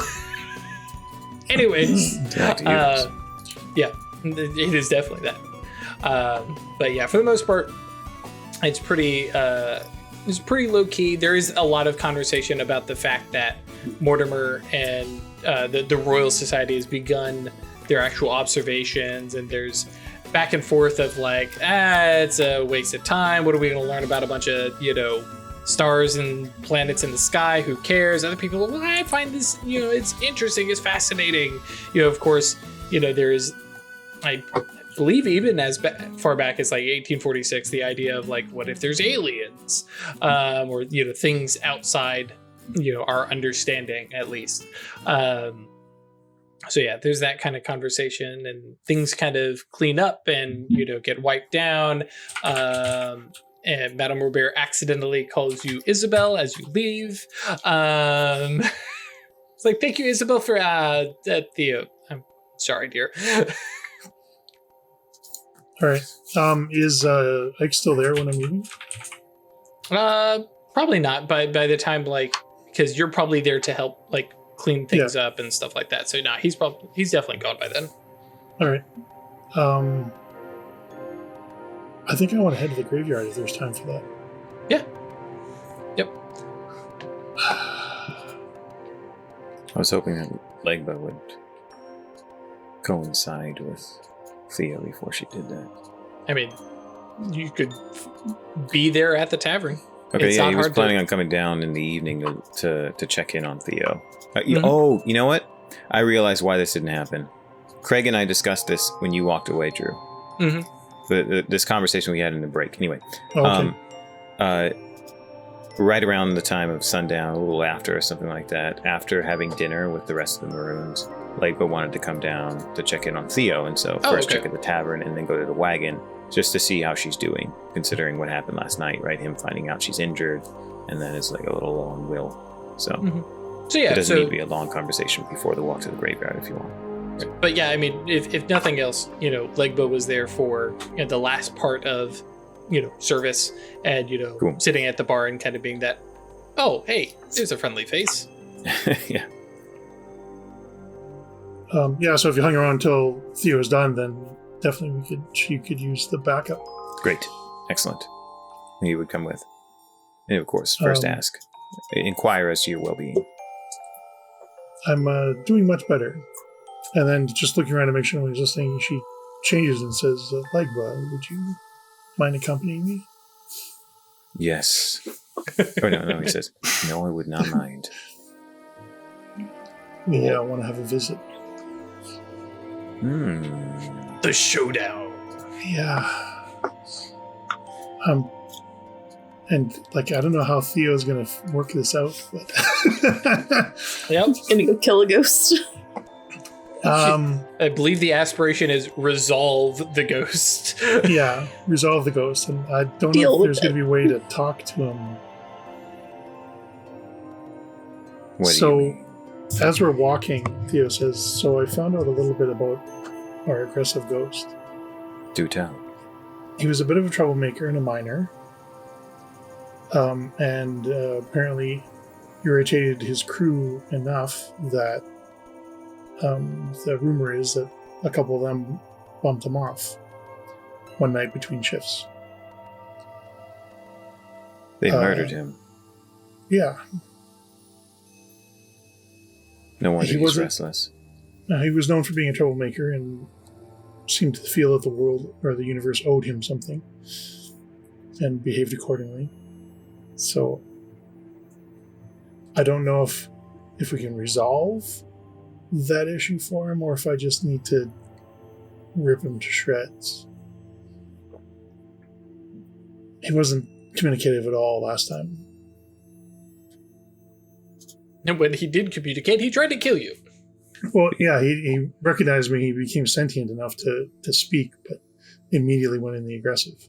Do you still think that he does not bear responsibility for harming you?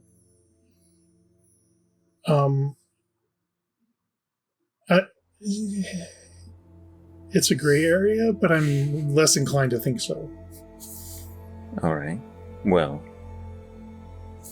I'm sure you could protect yourself, perhaps a little differently than you did before, Definitely. and we could attempt to understand him.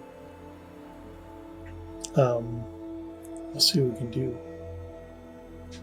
So we discussed if you can allow me to see him and perhaps reinforce the integrity of his mind or what's still there, I can aid you in understanding it better. That's actually an interesting question. I don't know if he actually has a mind as we would understand it. Well, I know that he has no soul. It's like an empty echo of a person. I think you suggested after I returned from Guinea that the mind and the soul are not synonymous. Mm-hmm. All right. Do you want to roll for it, or I'm gonna throw up a ghost shield on both of us? Yeah, go ahead and put that together. And while you're putting that together, Ash, what do you got queued up here? I was queuing up the what is it, interconnections? So you can study fates between things. Yeah, I want to study Mortimer Mm-hmm. and this. Like, I want to see if he is destined or fated to do this. Sure. Okay. Yeah. I have other bonus at 1 for willpower because I was going to -2. Because I beat his composure. Oh, for potency. Gotcha. Yeah. Okay. To bump it up 1. Okay. So it'll be 4. Oh, potency for it. Yes. Mhm. Cool. No paradox to worry about. For the yantra, I was trying to use the, like, environment, basically. Of just being on the hill in the stars, studying this man and his connection to the stars. I mean, I'll be honest. The stars literally being right. Yeah. Yeah, I was just say studying the stars for a divination fate thing. Yeah. Okay. Sure. Mhm. Divination is time, I know, but you know.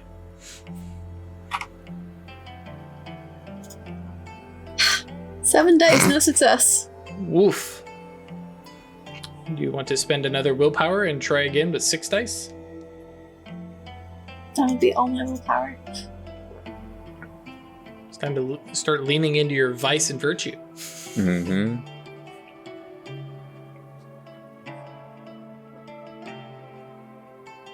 Or simply try with 3 dice and save your willpower.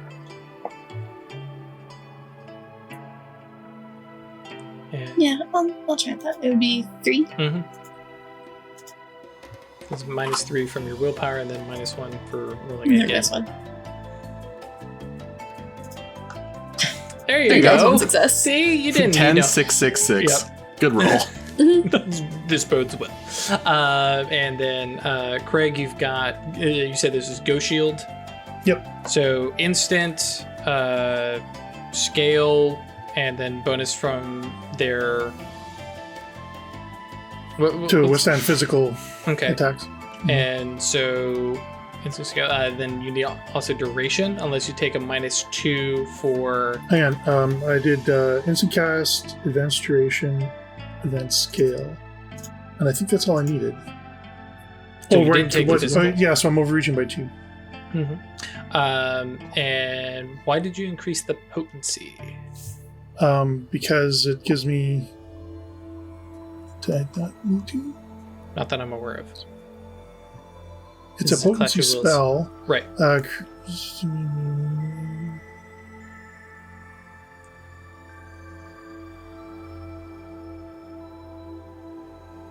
well, why is it a potency spell? Okay, I'm I don't not need sure. the extra potency, so I'll do this. Cool. So rather than what we can do is instead of advanced scale, we can put that -2 as minus Sure. your to scale.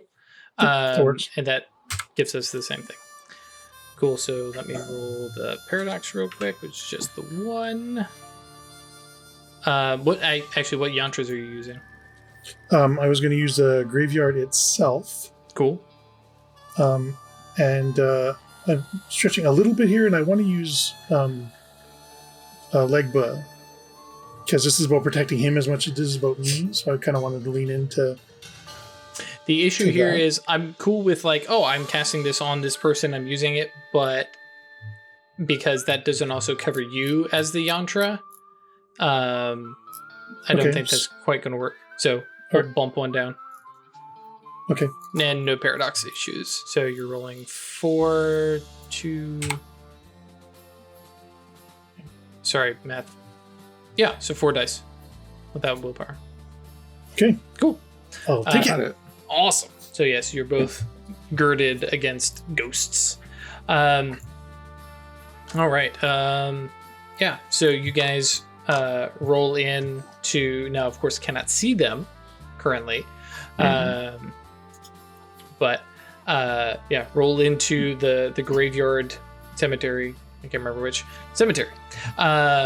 Without, girded and armored. And we'll jump back to you guys here momentarily.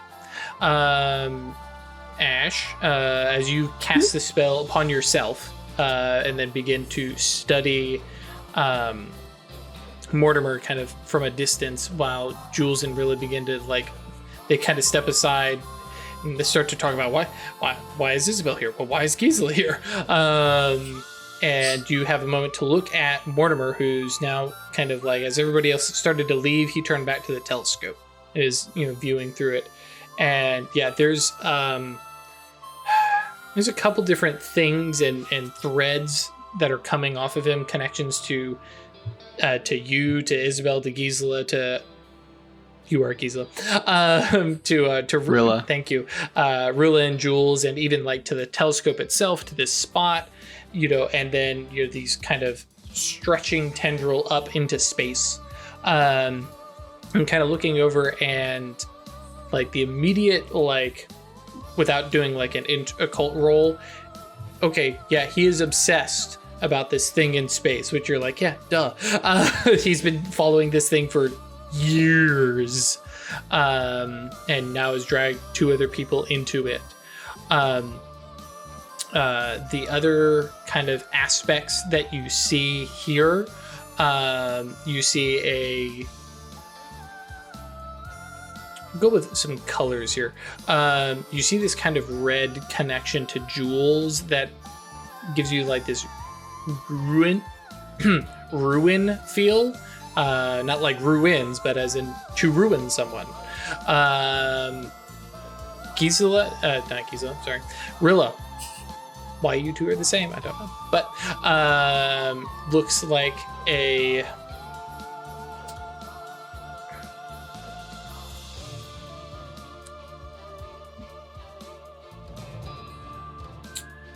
well, yeah, because without any real details, it looks to be some kind of elevation what exactly that kind of vibe means. Back towards you, it's this kind of hazy, like yet to be determined kind of effect, but looks to be important. And back towards Isabel, it is this kind of like yellow sickly concern and like a hazard kind of thing.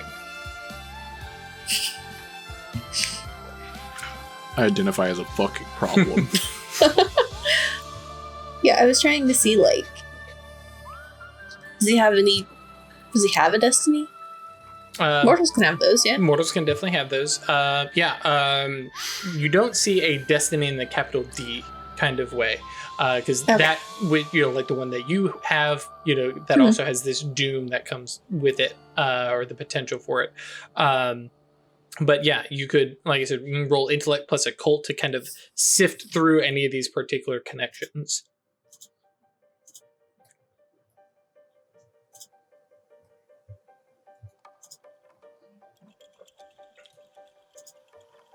Two successes. On which particular connection are you looking at?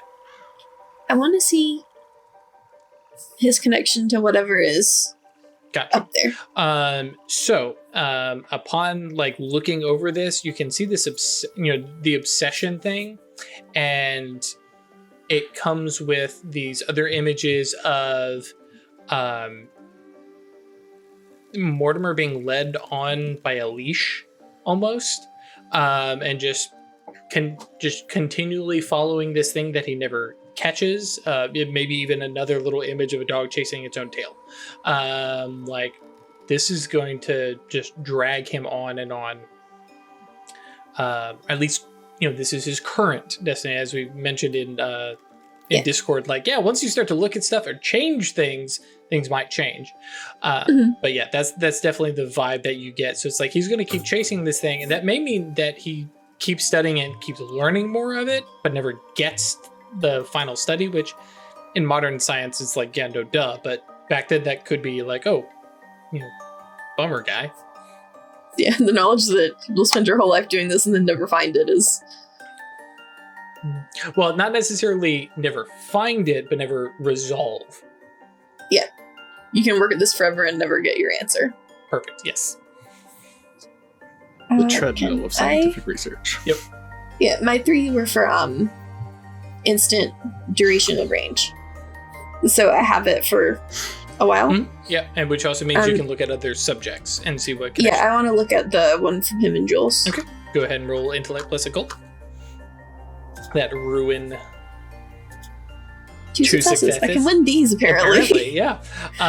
This, like, I think following that same kind of vibe, you see, Mortimer being led, and chasing after this thing, and you see Jules basically, like, trying to keep up and scrambling and falling and being dragged along, and, like, it starts to become a bloody mess of, like, yeah.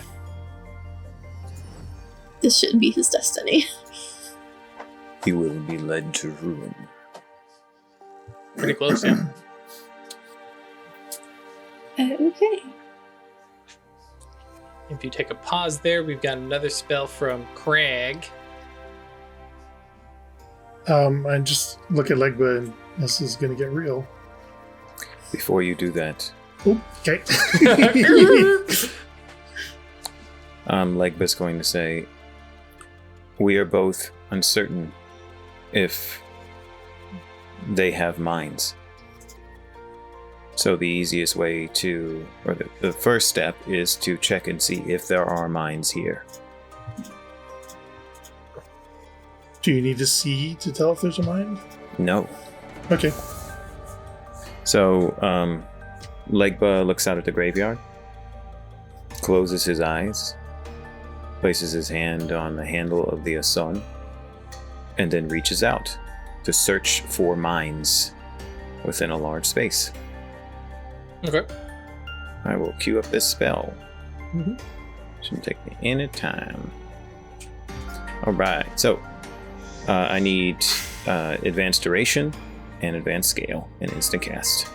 And this is a level 1 unveiling spell. Creative Sure. thaumaturgy. Mhm. So I got 3 minds, I got 3 free reach, 2 gnosis, 3 there.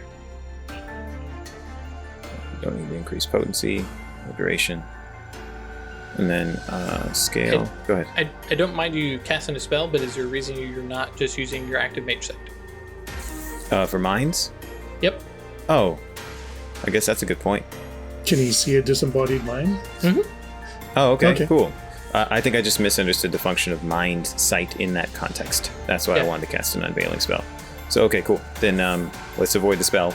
And Cloak will activate his mage sight. So mind and space automatically come on. He doesn't have a third he could add. Gotcha.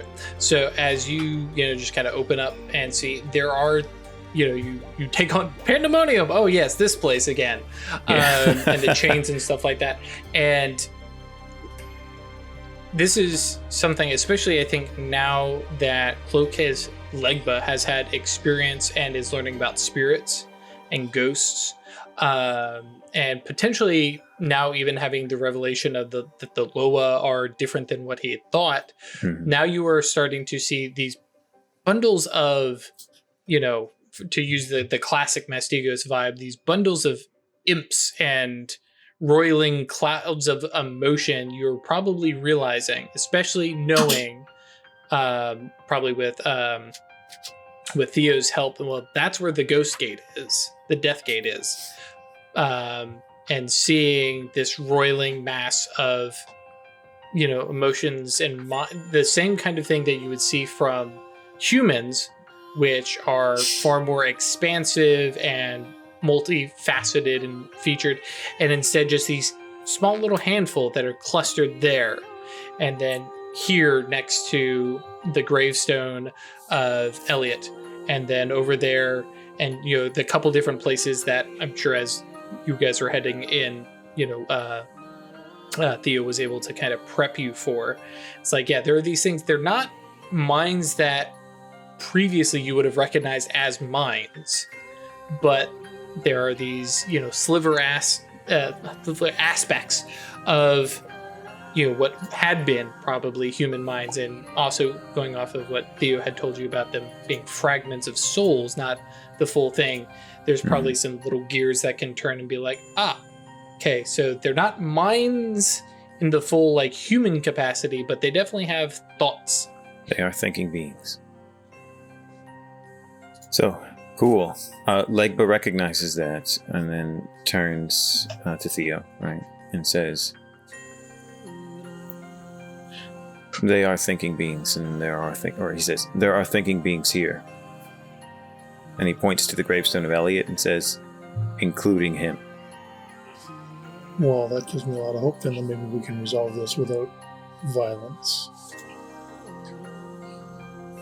Okay, I paid the reach for ghost summons to create the open condition and to give a one-word command. All right. Which will last for the duration. And the command is going to be like freeze. Oh, yeah. Sure. So, then the ghost has ice powers, so now you're really fucked. Fucked up now. He comes out and says, "Ice to see you." Fuck off. Everybody chill. So with 2 successes, Elliot appears. Let me roll paradox first, buddy. Oh, right. Sorry. That was quite all right. And you're good with that as your spell roll. And that reach was what, 3? Instant cast, and the 2 for the open condition and the one-word command. Cool. You gotta touch him. Well, no, because it's a summons, and so it draws things. Yeah, It causes him to manifest. right. And then also another one because you have Ghost Shield active. Oh, okay, right. Yep. So Okay. it's cool. Just 3 overreach. No big deal. 733. Fine. One of these days, you guys are gonna get paradox abyssal condition, and then y'all fucked up. Until then, We'll see about that. So yes, and you are summoning Elliot. Mm-hmm. Cool. So he because you gave him the materialize condition. Yeah, I did the one with the open condition that forces him to materialize. Okay, cool. So they're on his grave site because you can just cast it right here, which is the other reason I wasn't worried about needing to touch him, because you can just pick a space next to you. Right. Like, he appears, and before, when you were seeing him in Twilight, you know, there was this ghost aspect. Now this is far more the Living Dead zombie kind of vibe. Same physical features, but now instead of like this hazy ghostliness that's going on, there's colors to him. There's a smell to him. Like, he is a body because of the materialize. But he doesn't seem to notice until his hand smacks the gravestone and like it shifts and kind of looks around and like grabs at the dirt and drags his fingers through it and realizes that like he has tactile sense for the first time in forever, and launches himself at the gravestone, just like doing that, you know, wiggling back and forth to dig it up and push and shoving it down, and is finally getting to get his revenge on this gravestone. But that's what he starts to do. Right, and then the freeze command. Oh, yes, thank you. Yep. Takes effect. Yeah. Yeah, and just kind of muscles kind of bind up and just suddenly, you know, kind of lurched there. And it's an unpleasant tableau, because he's not a great looking guy leaning on a graveyard. It's, nope. Horror movie shit.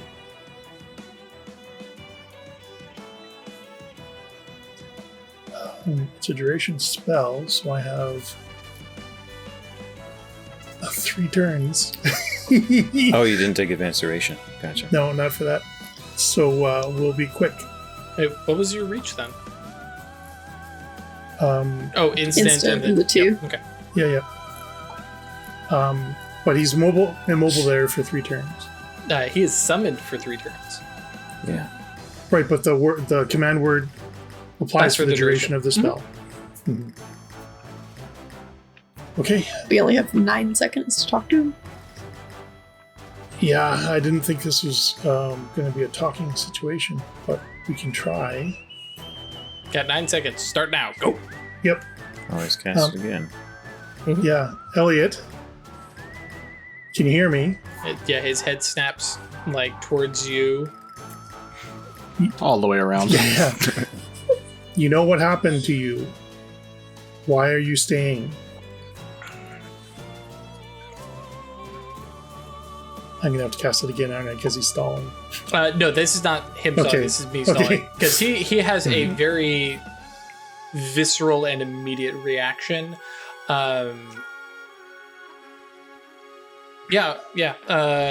Just kind of turns, looks at you, face snarled up, and tries grabbing and clawing at you, and you get this like nasty guttural, "You fuckers!" All right. Yep. So unless Cloak wants to try something, I think we're just going to have to shred his pattern. Cloak, yeah. Cloak does. I didn't tell you who killed him. Cloak is going to... Ooh, wait a minute. Leg bow. Opener of ways. That's not opening a way, it's closing things. I was about to cast Psychic Domination, and I realized that's not leaning into forming a connection. So, yeah. What I would try to do is... Oh, I know what to do!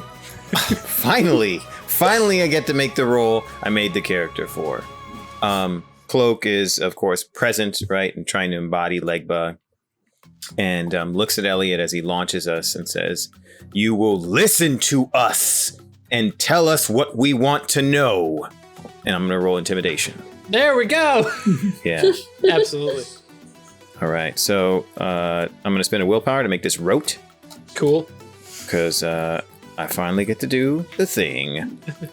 Like when you build in that really cool setup, it's like, man, when do I Yeah. get to actually use this? Yes, Ah. exactly. All right, so let's see. He's going to stomp his foot as he does this, evoke this presence, and let's roll it up. So, one will there. So it's leaning into the Vice of Dominant. And the modifiers are...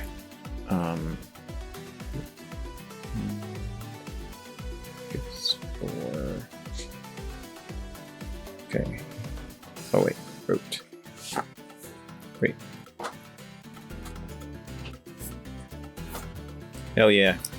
Give me that Mini. condition. Mini. Dang. Or we can put a condition on him. Dealer's choice. That could be fun. Yeah, let's put a condition on him. What do you think, Craig? Sure. Your spell, you call it. Or your Okay. action, you call it. Yeah. It could be receptive. It could be. What do you say? Cowed? Cowed. Let's put cowed. Yeah. Yep. That's great. Yep. And he kind of flinches back. Well, actually, he doesn't flinch back. He's still frozen. So I realized, he snarls at you rather than lunging at you. Now that I think about it. But yeah, and then just like hears that from Legba. Well, actually, probably Cloak, and just kind of recoils back and disappears.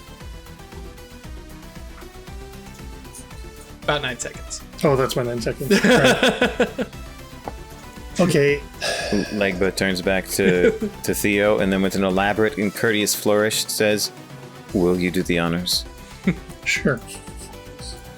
I will bring him back. I think. Ass load of more paradox. Yeah, that's a little paradox because I'm going to go for Advanced Duration 2. Okay. And then you also have the bonus paradox because you just paradox. Yep. Yeah. So we're rolling 6 paradox. You spending any mana on this, by the way? Yeah, no, because I have 1. Let it go off. Oh, because I guess we haven't met with you and talked about Haven't the talked about Hallow. the Hallow. You no, guys were even does- in the tavern and never mentioned anything about it. Yep. Oh, yeah, scout. So we're in Didn't- public. Yeah. Did you give me a sip out of your canteen or anything? Oh, You yeah, had try magic this. water in public. It's very ice, man. Could have scoured. Yep.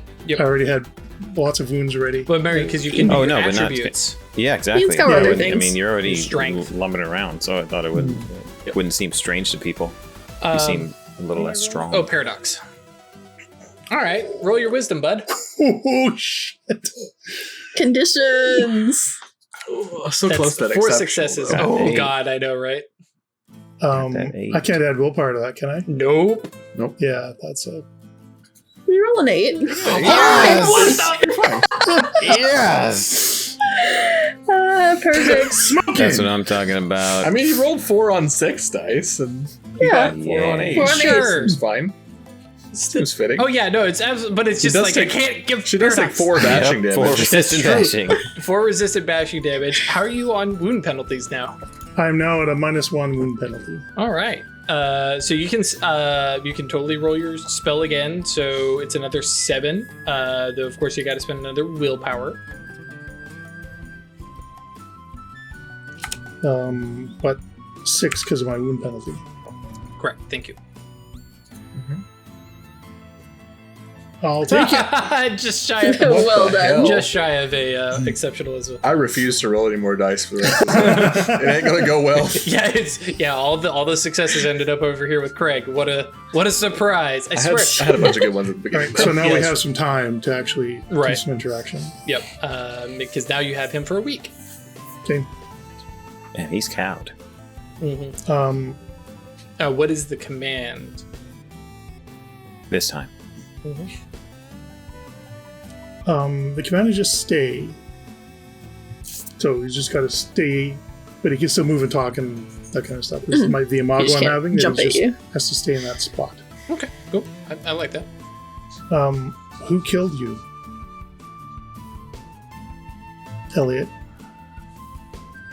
Wait, this is Elliot, right? Yes, this is Elliot. Okay, yeah. Yeah. Those fuckers in the mine.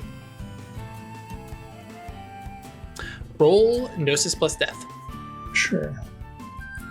I know I didn't quicken him, so he's just a rank 1. Because I didn't want to have to deal with a more powerful version of him Oh, yeah. if this didn't go well. Mm-hmm. 2 successes. Okay. So he kind of writhes and presses against the stay command. Yeah, those fuckers in the mines.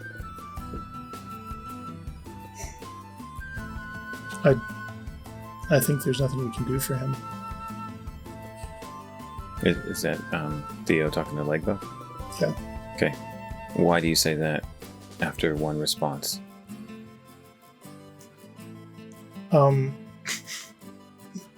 Because he's the type of ghost he is very primal and very focused. There's another one over there that's a lot more amenable to conversation, and his pattern is much stronger than this one.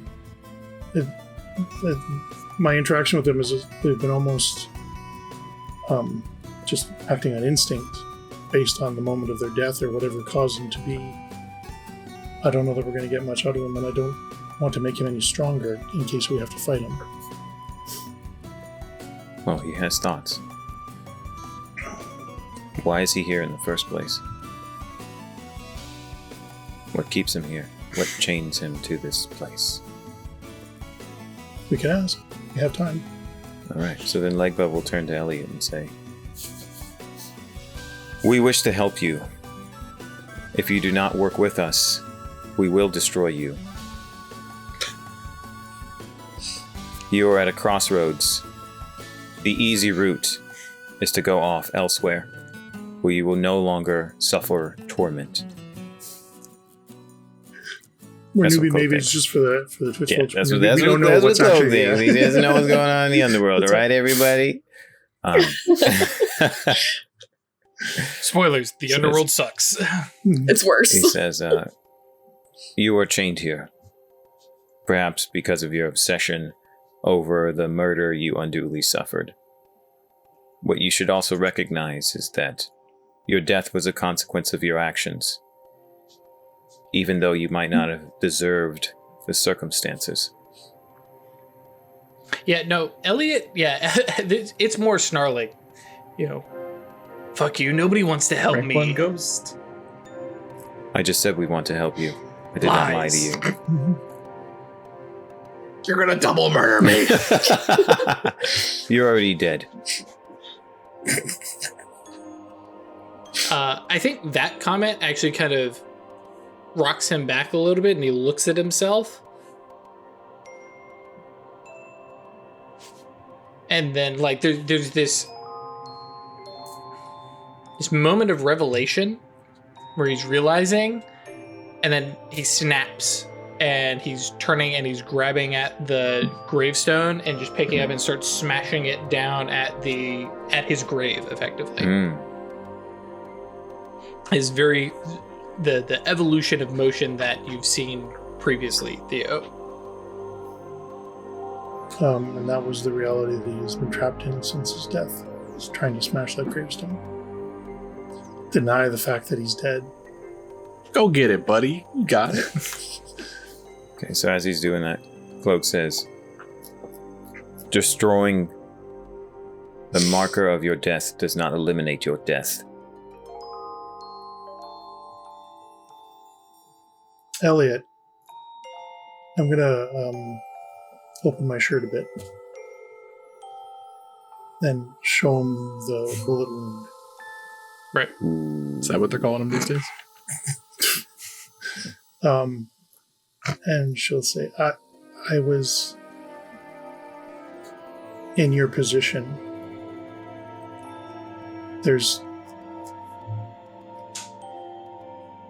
It's time for you to move on.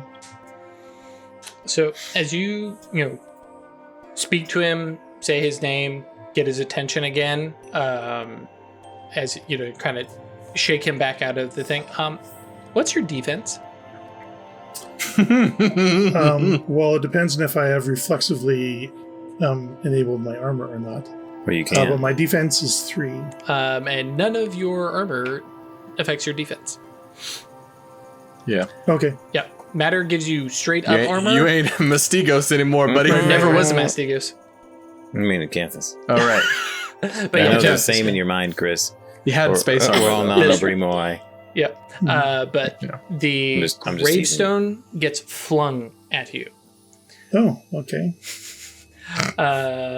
This is not a like Hulk throw. This is more Sure. of like, especially he's down on the ground. This is more like aiming at your knees kind of thing. But I mean, But this is a physical attack. it is. Mhm. Yeah. So yes, my ghost armor would not. the ghost armor may I'm kind of iffy on that. I mean, he's not hitting you as a ghost. He's hitting you with a Right. rock. Sure. But But my matter armor would still apply because that protects against physical attacks. so you can do that. So that gives you 2 armor, or 2. you can basically make it just do bashing instead of lethal, because that's what your death armor would do. Yeah, Ghost Shield doesn't do It's gonna Kinetic end up attack. being lethal anyway. So yeah. Oh, really? You're at -1, so if you I'm at took minus- 2... Yeah, Oh, wait, we don't know I'm how guessing many this is gonna be damage more it is. than 2, but Alright. That's if it hits. Maybe. So give me a second Yeah. here. So roll. Yeah, I'm jumping ahead. Thinking of the amount.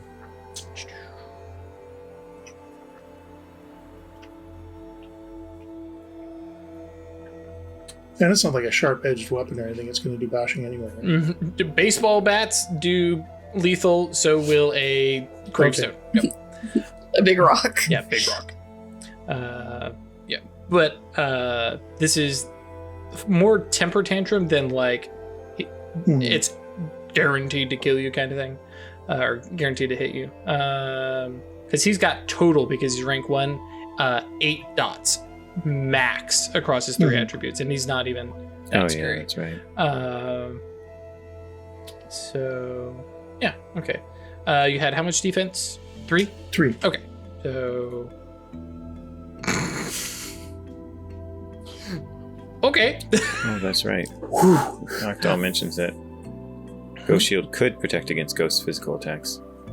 Mhm. Oh, I see. If they're trying to hit you, Okay, that's, No, that's what you yeah. mean. All right, with their gotcha. ghost hands. Punch. Yeah. Yeah, that's Punch, yeah. yeah, because it talks about that in some other armors and stuff like that too. Okay. It's like right. spirit armor doesn't protect you against So werewolf that claws. is 2 successes on.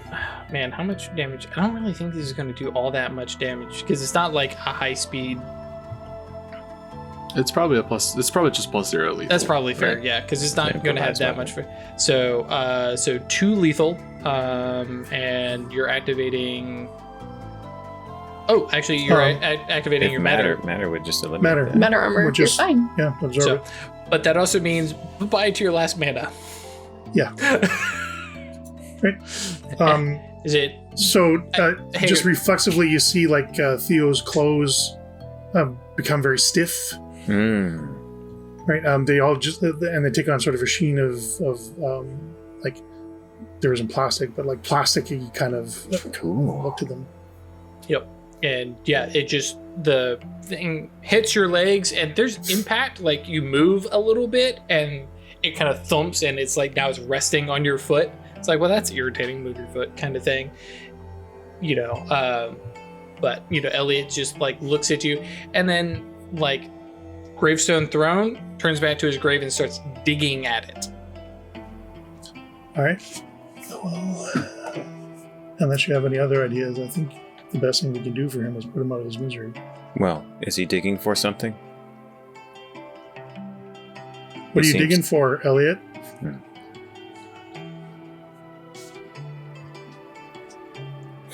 It's going to be difficult to explain in the morning. No, I'm sure I can fix most of Fucked up this. grave that you just asked about. Yeah. No, I'm sure I can fix this all. We got matter too. It's true.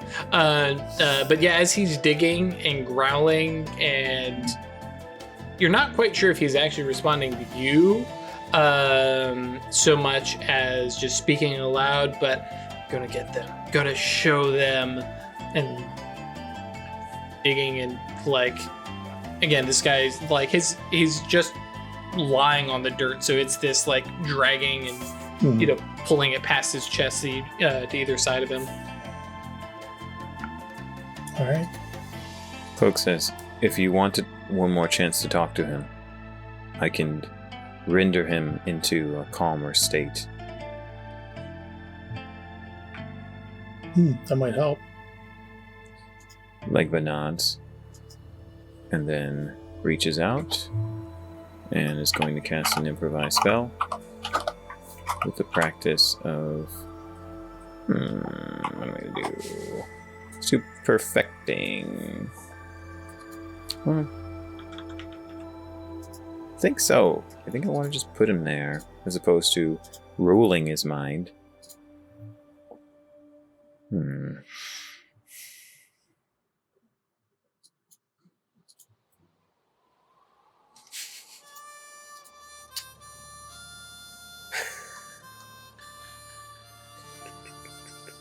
Well, that's a thing to think about all week. All right, sounds good. Cool. Because I was gonna realizing, say, wait a second. Works for me. Yep. We can continue this then. Which will be awesome. So next week we will continue and actually have a real conversation with the Royal Society up on the hill, where there's nobody but mages and Royal Society members, and Cloak, Legba, and Theo deal with rampaging ghost who's destroying their own grave. Yeah, their own grave. I was going to say their own gravestone, but that's kind of been thrown. Cool. Thank you all for joining us. It has been a blast. We are getting into some fun story that I've had planned for a long time, and then also a story that I'm making up as I go, which is great. Take a guess which one is which. But this is the good, like, hometown, small town mystery stuff that I've been excited for. So, as always, if you are enjoying this, please come by Discord and hang out with us. We would love to hang out with you. And like, I really mean that. We just like exchange memes and stuff like that. It's great. Yeah. That is www.yeetinto.space. Just drop that into your local browser and zoom off, unless you're on Internet Explorer, in which case you'll trundle off. The shade is I'm pretty deep. sure it's dead. That's We not use even a Edge thing now. anymore. Yeah. Fucking It's boomer ass Edge. reference I over can here. confirm Internet Explorer still definitely works on some computers because they're working on getting rid of it at my office. But some people Their are legacy. refusing to Been move. upgraded. Anyways, and yeah, so come Speaking and of hang which, out I'm for gonna start these. a legacy in the free council called Internet Explorers. God, no. Oh, God, no. Don't put Join that out there. immediately. Do not put that out there. Yeah. Now I kind of need to write it. Gotta write it up now, yeah. Oh, God. Okay, and It's like- yeah, if you... It's like if you say a website on the radio, you have to actually buy it and make Yep. it. That said, if you want more of that crap, come on by Discord. If you want to monetarily support this kind of crap, come by patreon.com/occultist or staylucky.club and join us there. I will hopefully be reworking, maybe adding some new tiers. If you are interested in supporting us monetarily, but you're like, man, there's nothing on Patreon I'm interested in, and you don't feel like you're getting bang for your buck, totally understand. I'm the same way. Reach out on Discord. We'd love to hear what people may want from Patreon, because I mean, our content will always be free. We will always send this out to you. But if there's stuff you're like, I would pay money for this, don't be creepy, but we're curious. I know. But we'd love to hear back from you. And if you're a current patron and you're like, hey, this would be cool too, please let us know. That is one of the reasons for the Cultist chat. Otherwise, we'll catch you all next week. Bye. See y'all soon. Bye.